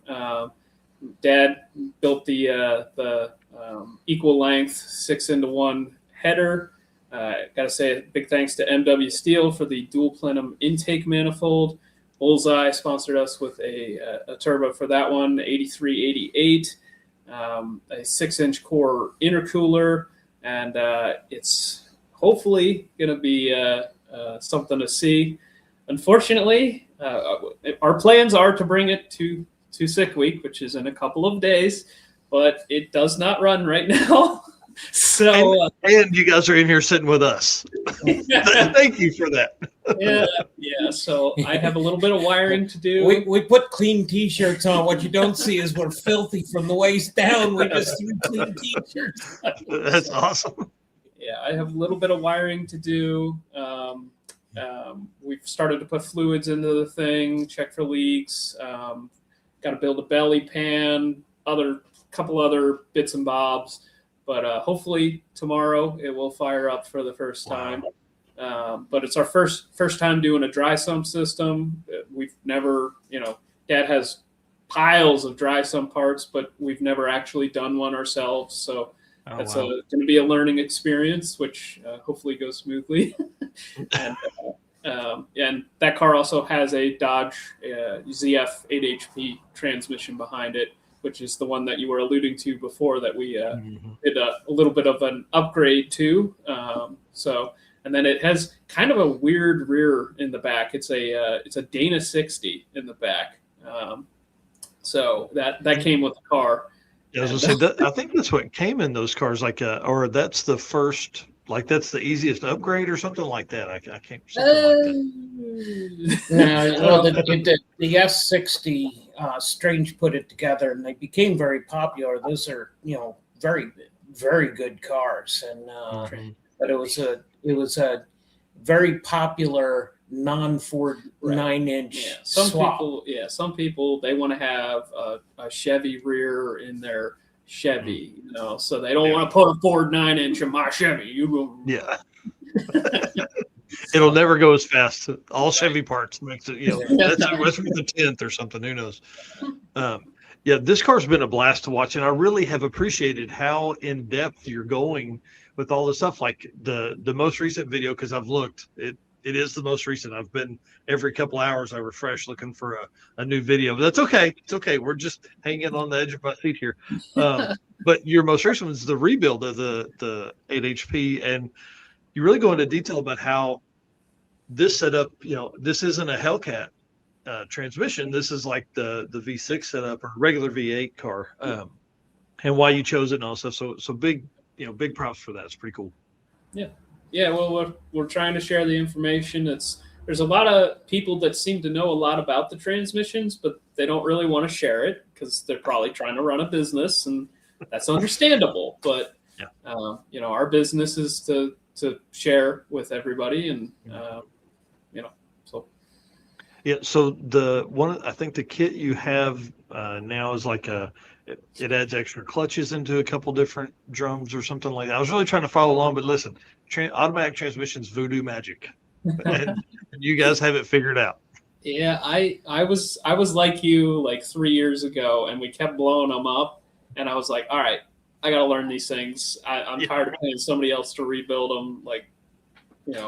What doesn't come across in the video is the transmission was assembled and disassembled 7 times to get everything right.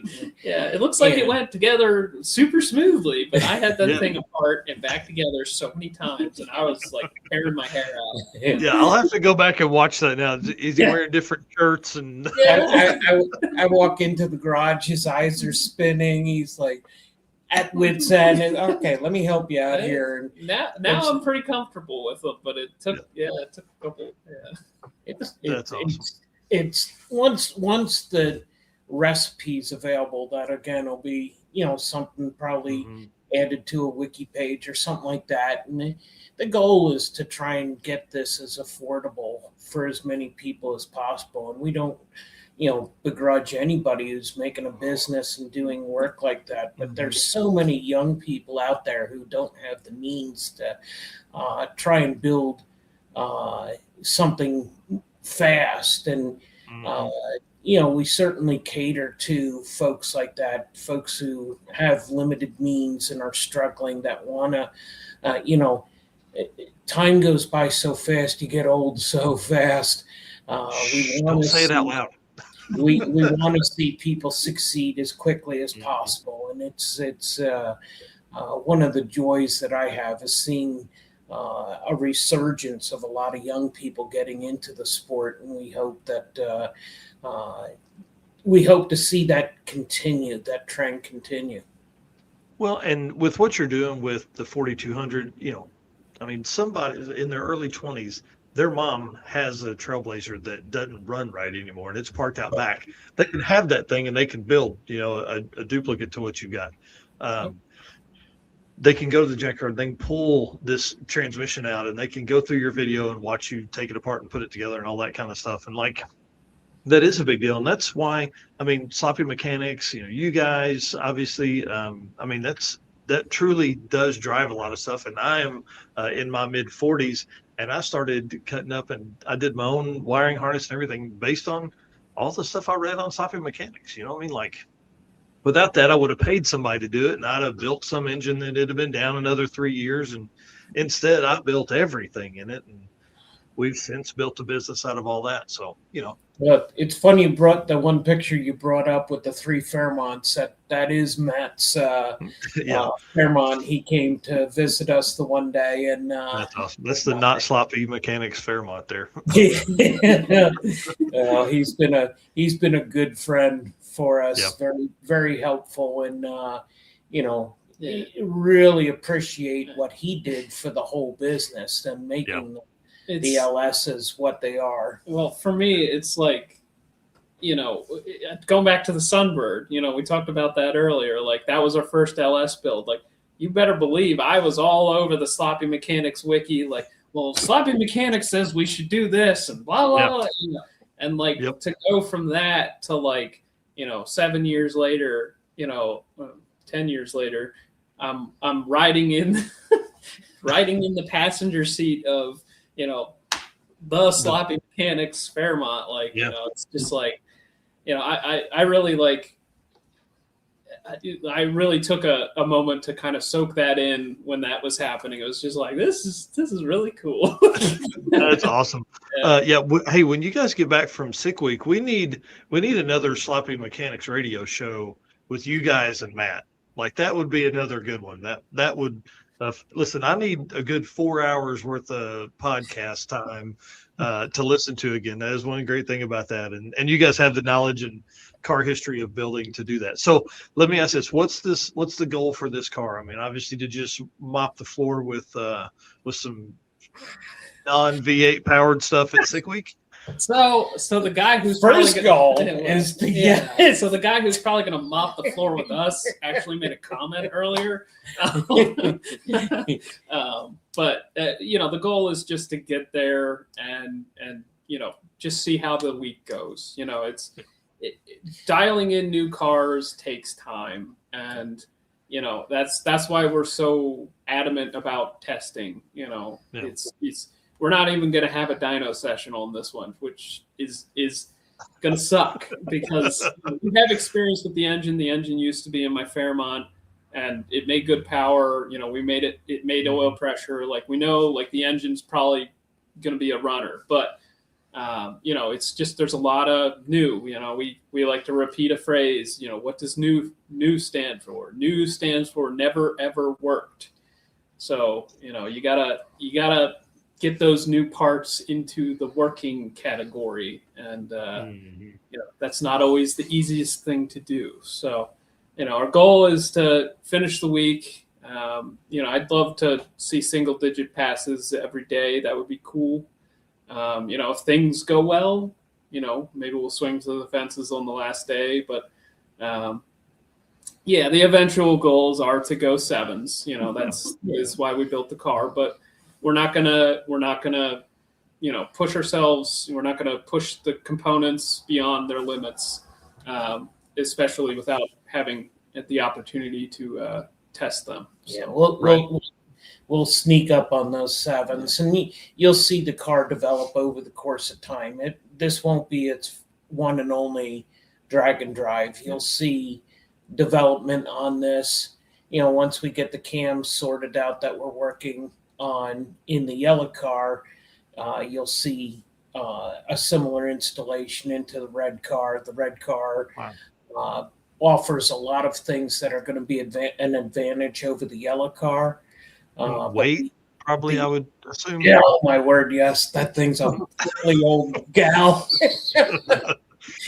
And you're going to see some weight reduction on it, but making that thing as skinny as possible, it's still going to be where we start with the red. The red car is already dwarfing. The red car's like we haven't even gone after trying to make it light, and it's like that's probably all we could hope for out of the yellow car. Wow, that's so cool. Yeah, I'm excited to see this thing come together, man. Yeah, me too. Yeah, right. Okay, well, we're at 2 hours. We've got one more segment to talk about. What haven't we talked about on the Camaro? What have we missed? What ECU? What controls it? All that kind of stuff. So with the 8 HP,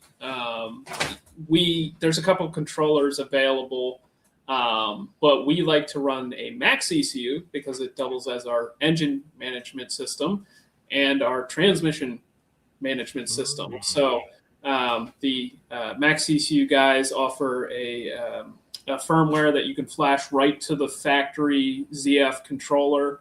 You don't have to take anything apart. You don't have to solder anything in like with some of the other solutions out there. You literally just flash their firmware right to it, and it talks with the max ECU, and it does what you need it to do. That's what we're doing on the Trailblazer. It's worked out well.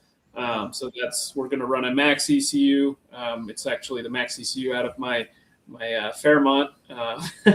So that is one benefit of having a fleet of cool cars. Yes. You're like, hey, let me see this tractor for a minute. I just need it for a couple weeks.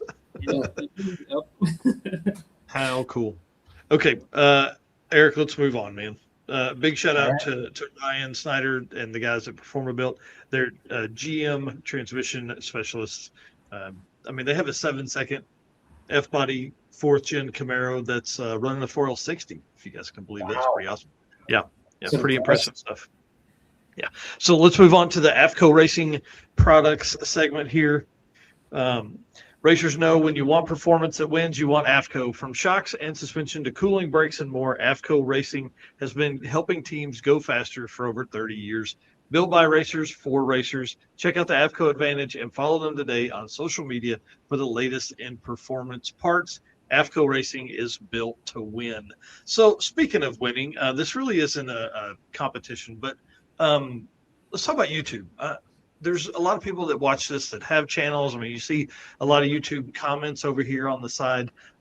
You guys have had an incredible 2-year run. This has been it's probably been 3 or 4 years, really. Time goes fast now. But I feel like I came in 1,800 subscribers, something like that. And it's just been a rocket ship for you guys. So first off, I want to say congratulations. Second off, 107,000 subscribers. You guys are doing the Lord's work. That's pretty awesome. Yep. How cool. Yeah. Came in the mail the other day.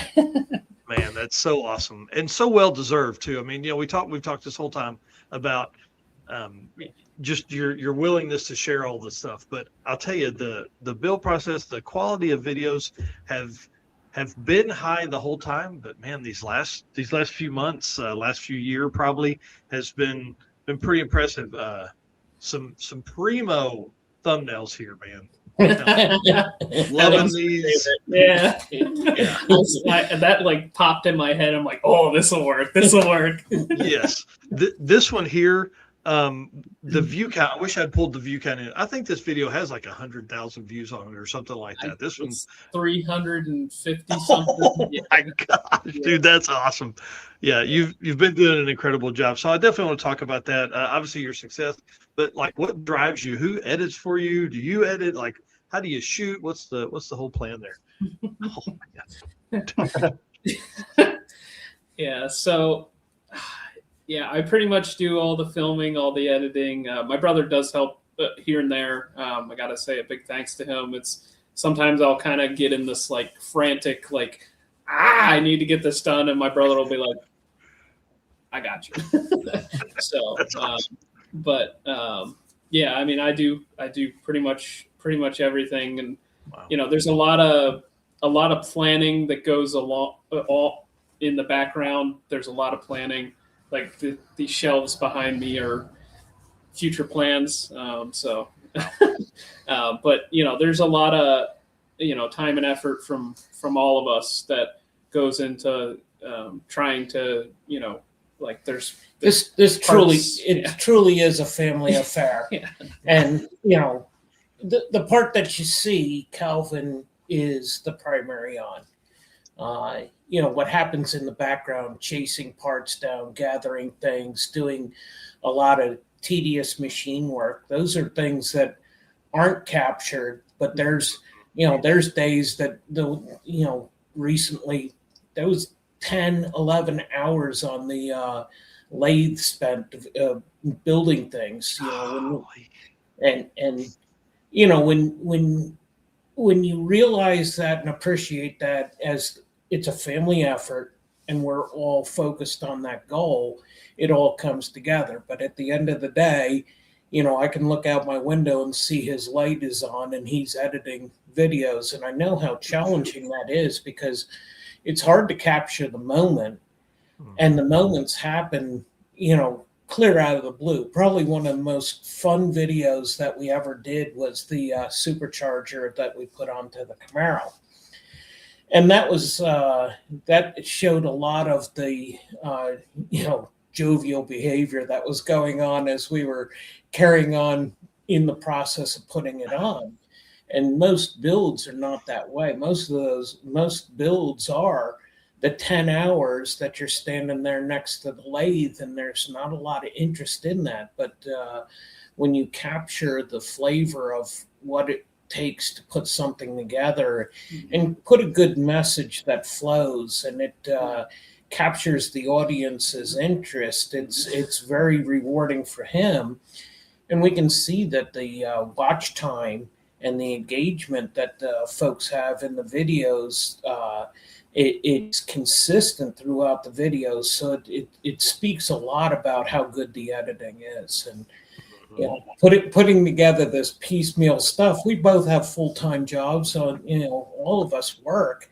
So we're doing this stuff at nights and on weekends, and to put out the sheer volume that's going on, you can imagine how many 100-hour weeks get put in a year, and it's a burden of passion and a burden of being focused on what we want the future to look like. Well, man, that makes me feel like I'm not working enough. I'll tell you that. Right. Because it's impressive, man. These videos come out they're 30, 40 minutes long, and we've got great content in them and how to do stuff and all that. Man, yeah, it's been really fun. So give us the run up of like 10 to 100,000 subscribers. What's that timeline? So it took us a year to go from 1,000 to 10,000. It took another year for us to go to 10,000 to 20,000. It took another year for us to go to 20 to 40. And then it took us another year to go from 40 to 100. So, yeah, it's definitely an exponential curve. Yeah. One of the goals. It's a dyno graph for for this Camaro. Yeah. One of the goals has been to build something that's sustainable. There's a lot of channels that have this meteoric growth, and then they die off very quick because they're a splash in the pan. And one of the things that I really appreciate is when you read the comments, and I read every comment on the videos, is how many people are coming back, and how often you see the similar or the same name, somebody that has come back. And I really appreciate the folks that recognize that every time they watch one of the videos, they learn something. They're gaining something from it, and that was a commitment that Calvin made early on. We're not going to have inappropriate behavior in the background. It's not going to be pie in the face comedy. It's going to be substance. And that slows your growth rate down, because a lot of people do enjoy the pie in the face comedies, but at some point people realize that they're spending hours looking at videos that don't have value, and that it doesn't last. And we're hoping that the learning side of this and the clean fun that we have is something that people gravitate to. That's awesome. Yeah. People don't, I mean, they want to learn something, I think, most part. I do, anyways.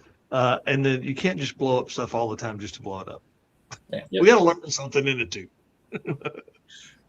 Yep. Yeah. For me, it's they always say you should make videos that you want to watch. You would want to watch.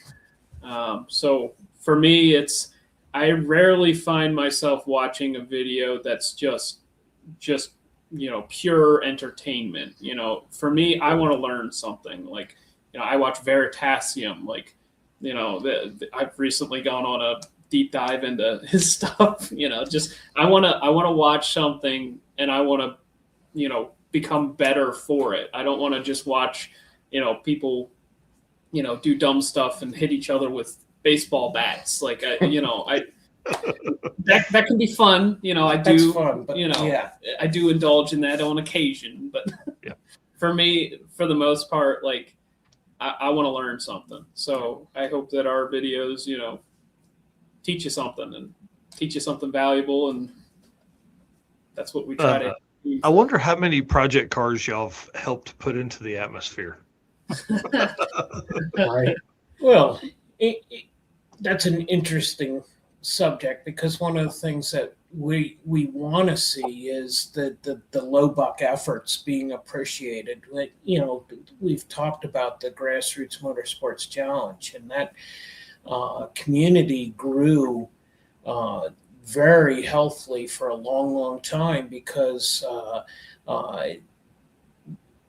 the challenges that people have to be able to afford a house, a family, and food limit you on what you can do. And then when you can still be able to do something that you have a passion for, that's nothing but good about that. And so, budget racing is always called out as being, many folks frown upon it, just call it what it is. And we don't. We truly appreciate the young guy who's struggling, trying to do his best with what he's got. And we have a real soft heart for anybody who's in that category, because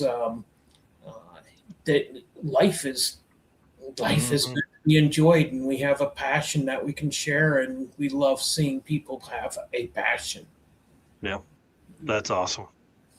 Yeah, I mean, just to elaborate on that, like one of my favorite videos on YouTube is it's the Build It Yourself guys. They spent 3 years building this V10. It's a Ford V10 with dual overhead cam. They literally cut 2 dual overhead cam modular motor heads apart and made a oh my gosh, that has 5 holes instead of 4.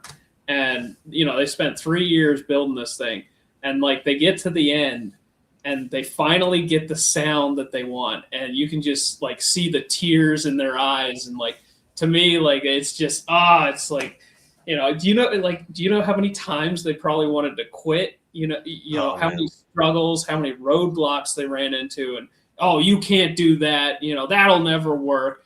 And for them to finally like achieve the thing, it's like I love that. Oh, cool. Yeah, I'll have to go watch those guys for sure. Yeah. Well, how do you manage everything you guys got going on? You talked about having full-time jobs and all the builds and the YouTube stuff. What do you do to manage all of that besides not sleep? We have a lot of support at home. We have a whiteboard with ideas on it that we frequently move stuff around, and what if we did this, and if we do that, then why don't we do, and it's a lot of that. I have a lot of Word docs, of just video ideas and layouts of videos of just like, this, lots of planning like that of, just as for me, it's like, I get up, I'm taking a shower and I'm like, I got it, and then I got to quickly go to my computer and it's yeah. We one of the advantages that we have is when we hit a roadblock, we can set something to the side until we come up with a solution for it. Mm-hmm. We don't lose our desire to finish that project.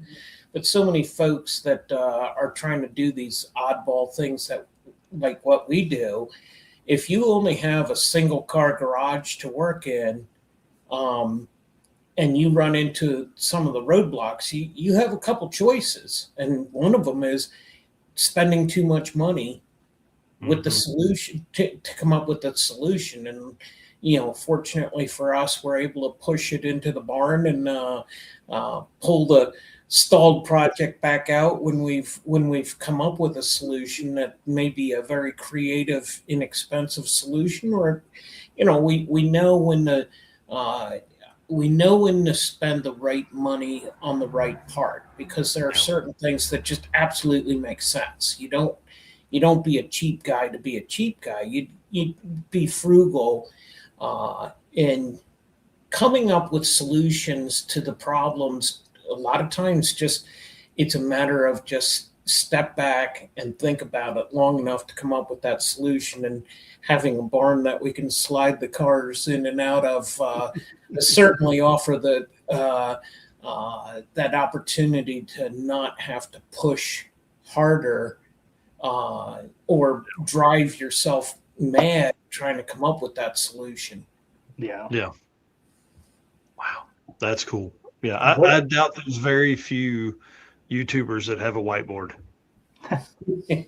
We've got 1, 2, 3, 4, 5. We got 5 just in the. Yeah. Wow. I mean, we're both engineers, so we like whiteboards. So yeah. Well, what about tips and tricks for other YouTubers, people that are, trying to be successful like you guys have done? What do you have for those guys? Tips and tricks? So you actually, Mike gave me the list of topics, and I've been kind of mulling that over my head for a little while, and it's tough. There's a lot of competition. There's a lot of people who want to do this, and they want to make lots of money from it, and it's a struggle. There's a lot that goes into it. There's for anything that you do, there's always somebody who's going to work harder than you. And for me, it's like, I want to be that guy. I want to be the guy that works harder. And, Dad and Mom raised me with a very good work ethic. So, it's a lot of time. It's a lot of energy. You got to earn it. You got to find something that brings value to the world, and you got to earn it. And I don't want to, sound like I'm, King YouTube and I deem who is worthy, but there's a lot of people who put minimal effort into stuff, and they're just like, give me my 1 million subscribers, please, thanks, bye, and it's just, there's a lot of times I don't feel worthy, and you gotta work hard. You got to just keep doing it. Don't quit. And there's man in the arena. That. My favorite quote is the man in the arena, Teddy Roosevelt. It's the blood and sweat and tears, and the critics on the outside are criticizing, but they're not the ones that count. It's the man who's actually in the arena, and he might win, he might fail, but he was the one who tried, and he put his neck on the line, and he did it. And that's I have that on my wall in my office at work, and wow. It's just you gotta earn it. You gotta don't quit, and earn it. Yeah, I shared that with Calvin very early on, and it was very profound that there's a lot of critics out there. You got to overcome that, no matter whether you're building a car or building a YouTube channel. If you have a passion, others will recognize it. And that's one of the things that, we both agree upon. We got to want the car too. You know, it's got to be interesting. It's got to be something of value somehow, and you'll fight through a lot of the challenges that you have if you really want it. And the Man in the Arena, I recommend everybody pull that up. That quote from Teddy Roosevelt is very profound. That's awesome. Yeah. And again, we see it over here. I mean, obviously, you know, we do this all day, every day, all the time, you know, but I'll tell you, talking to you guys tonight, I know I need to do more. You know, there's so much great content that can be created that you just got to go create it. I mean, let's just be honest. You know, you got to find what you like to do, and you guys like to build super cool, badass cars, and we love watching that stuff. So we appreciate the effort that you guys put in as well. It's been fun to watch over the years, and you guys are definitely worthy. Your energy's infectious. Yeah, you're inspiring to us. Well, we appreciate that for sure. And I hope that this conversation tonight has definitely pushed some people to, man, we see so many years where people built race cars and it was how much weight can I save? Oh man, if I pull the headlights out, that's 20 pounds. And they took these street cars and they made them race cars only. And, you know, I hope with what you guys are doing and all the stuff that everybody else is doing in this drag and drive community, we drag people's cars out of the barn and we get those things running and we see these things on drag and drive soon. Well, we are very excited with the drag and drive community. It's the familyness of it is really a lot of fun. But, you know, I was thinking, you know, before the show began here, we had an opportunity for another drag and drive type event. You know, there's ice racing up here this time of year. and getting to the events, we don't have to make the distance that far because the time's definitely going to be made up trying to get up and down some of these hills. Holy mackerel, we have a major event coming. Folks traveling into the Florida from up here.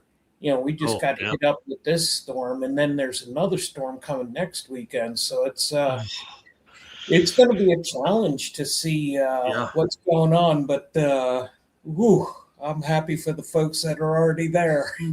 Yeah, what a great time though. What's the temp for you guys right now? Like what's it at night? It's like 5 degrees. Is it 5? Gross. Well, it's 4 degrees right now. So it's going to be like a 40-degree swing overnight when you're. It'll be amazing. Well, we saw this coming. We actually pulled, the trailers are in the field out behind the barn, so we pulled them close to the driveway so that we could get the driveway cleared and get out. Yep. But we still got to load everything up, and we got an uphill battle trying to make this event, and but we're excited to see everybody. Yeah. Right. So are you bringing 2? Is that what you're saying? Yeah. I think you told me that the other day, didn't you? Yep. The VK in the Futura and the Camaro. Yep. Man, that's going to be awesome. That's going to be so awesome. I can't wait. So what's the plan? When do you guys leave? Hopefully Friday night. That's the goal, because if we can get out Friday night, based on what they're saying, we'll have to drive through 400 miles of snow if we don't get out of here on time. Yeah, you gotta go. Yeah, I'm not leaving until Saturday morning, and it'll be the first time since sick week started that I'll be home for my daughter's birthday party. So I'm kind of excited to stay. It's gonna suck because we're in the same situation here in Arkansas. Like we were saying earlier, the road in front of my house is completely still covered in ice.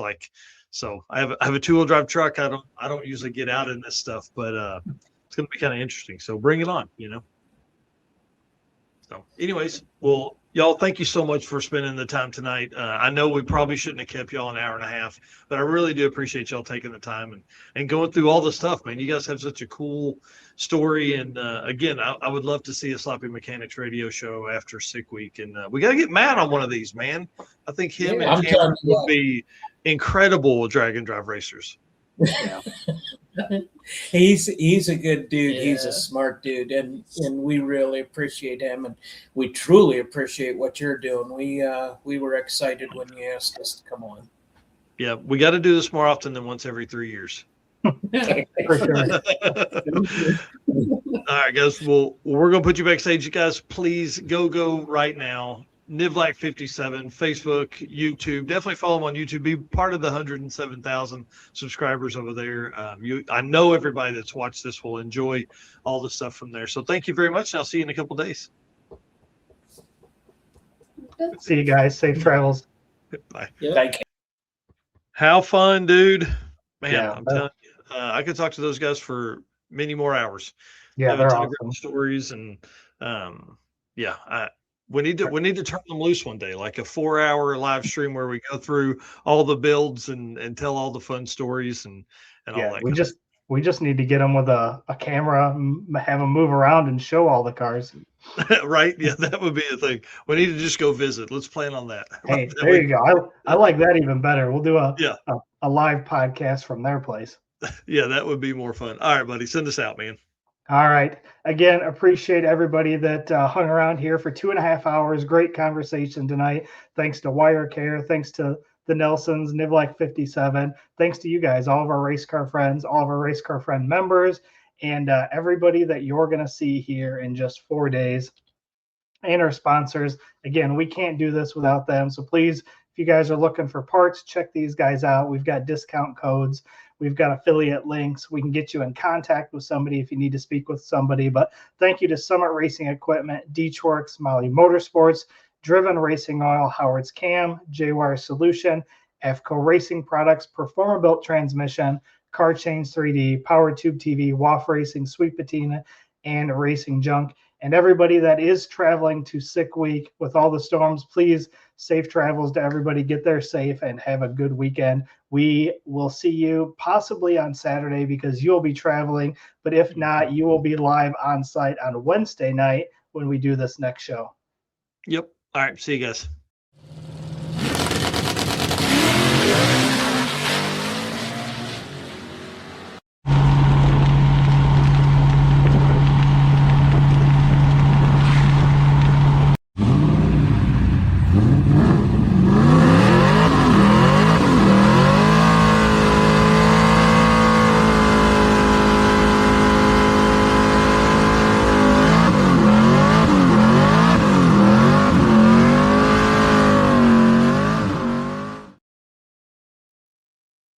Sweet.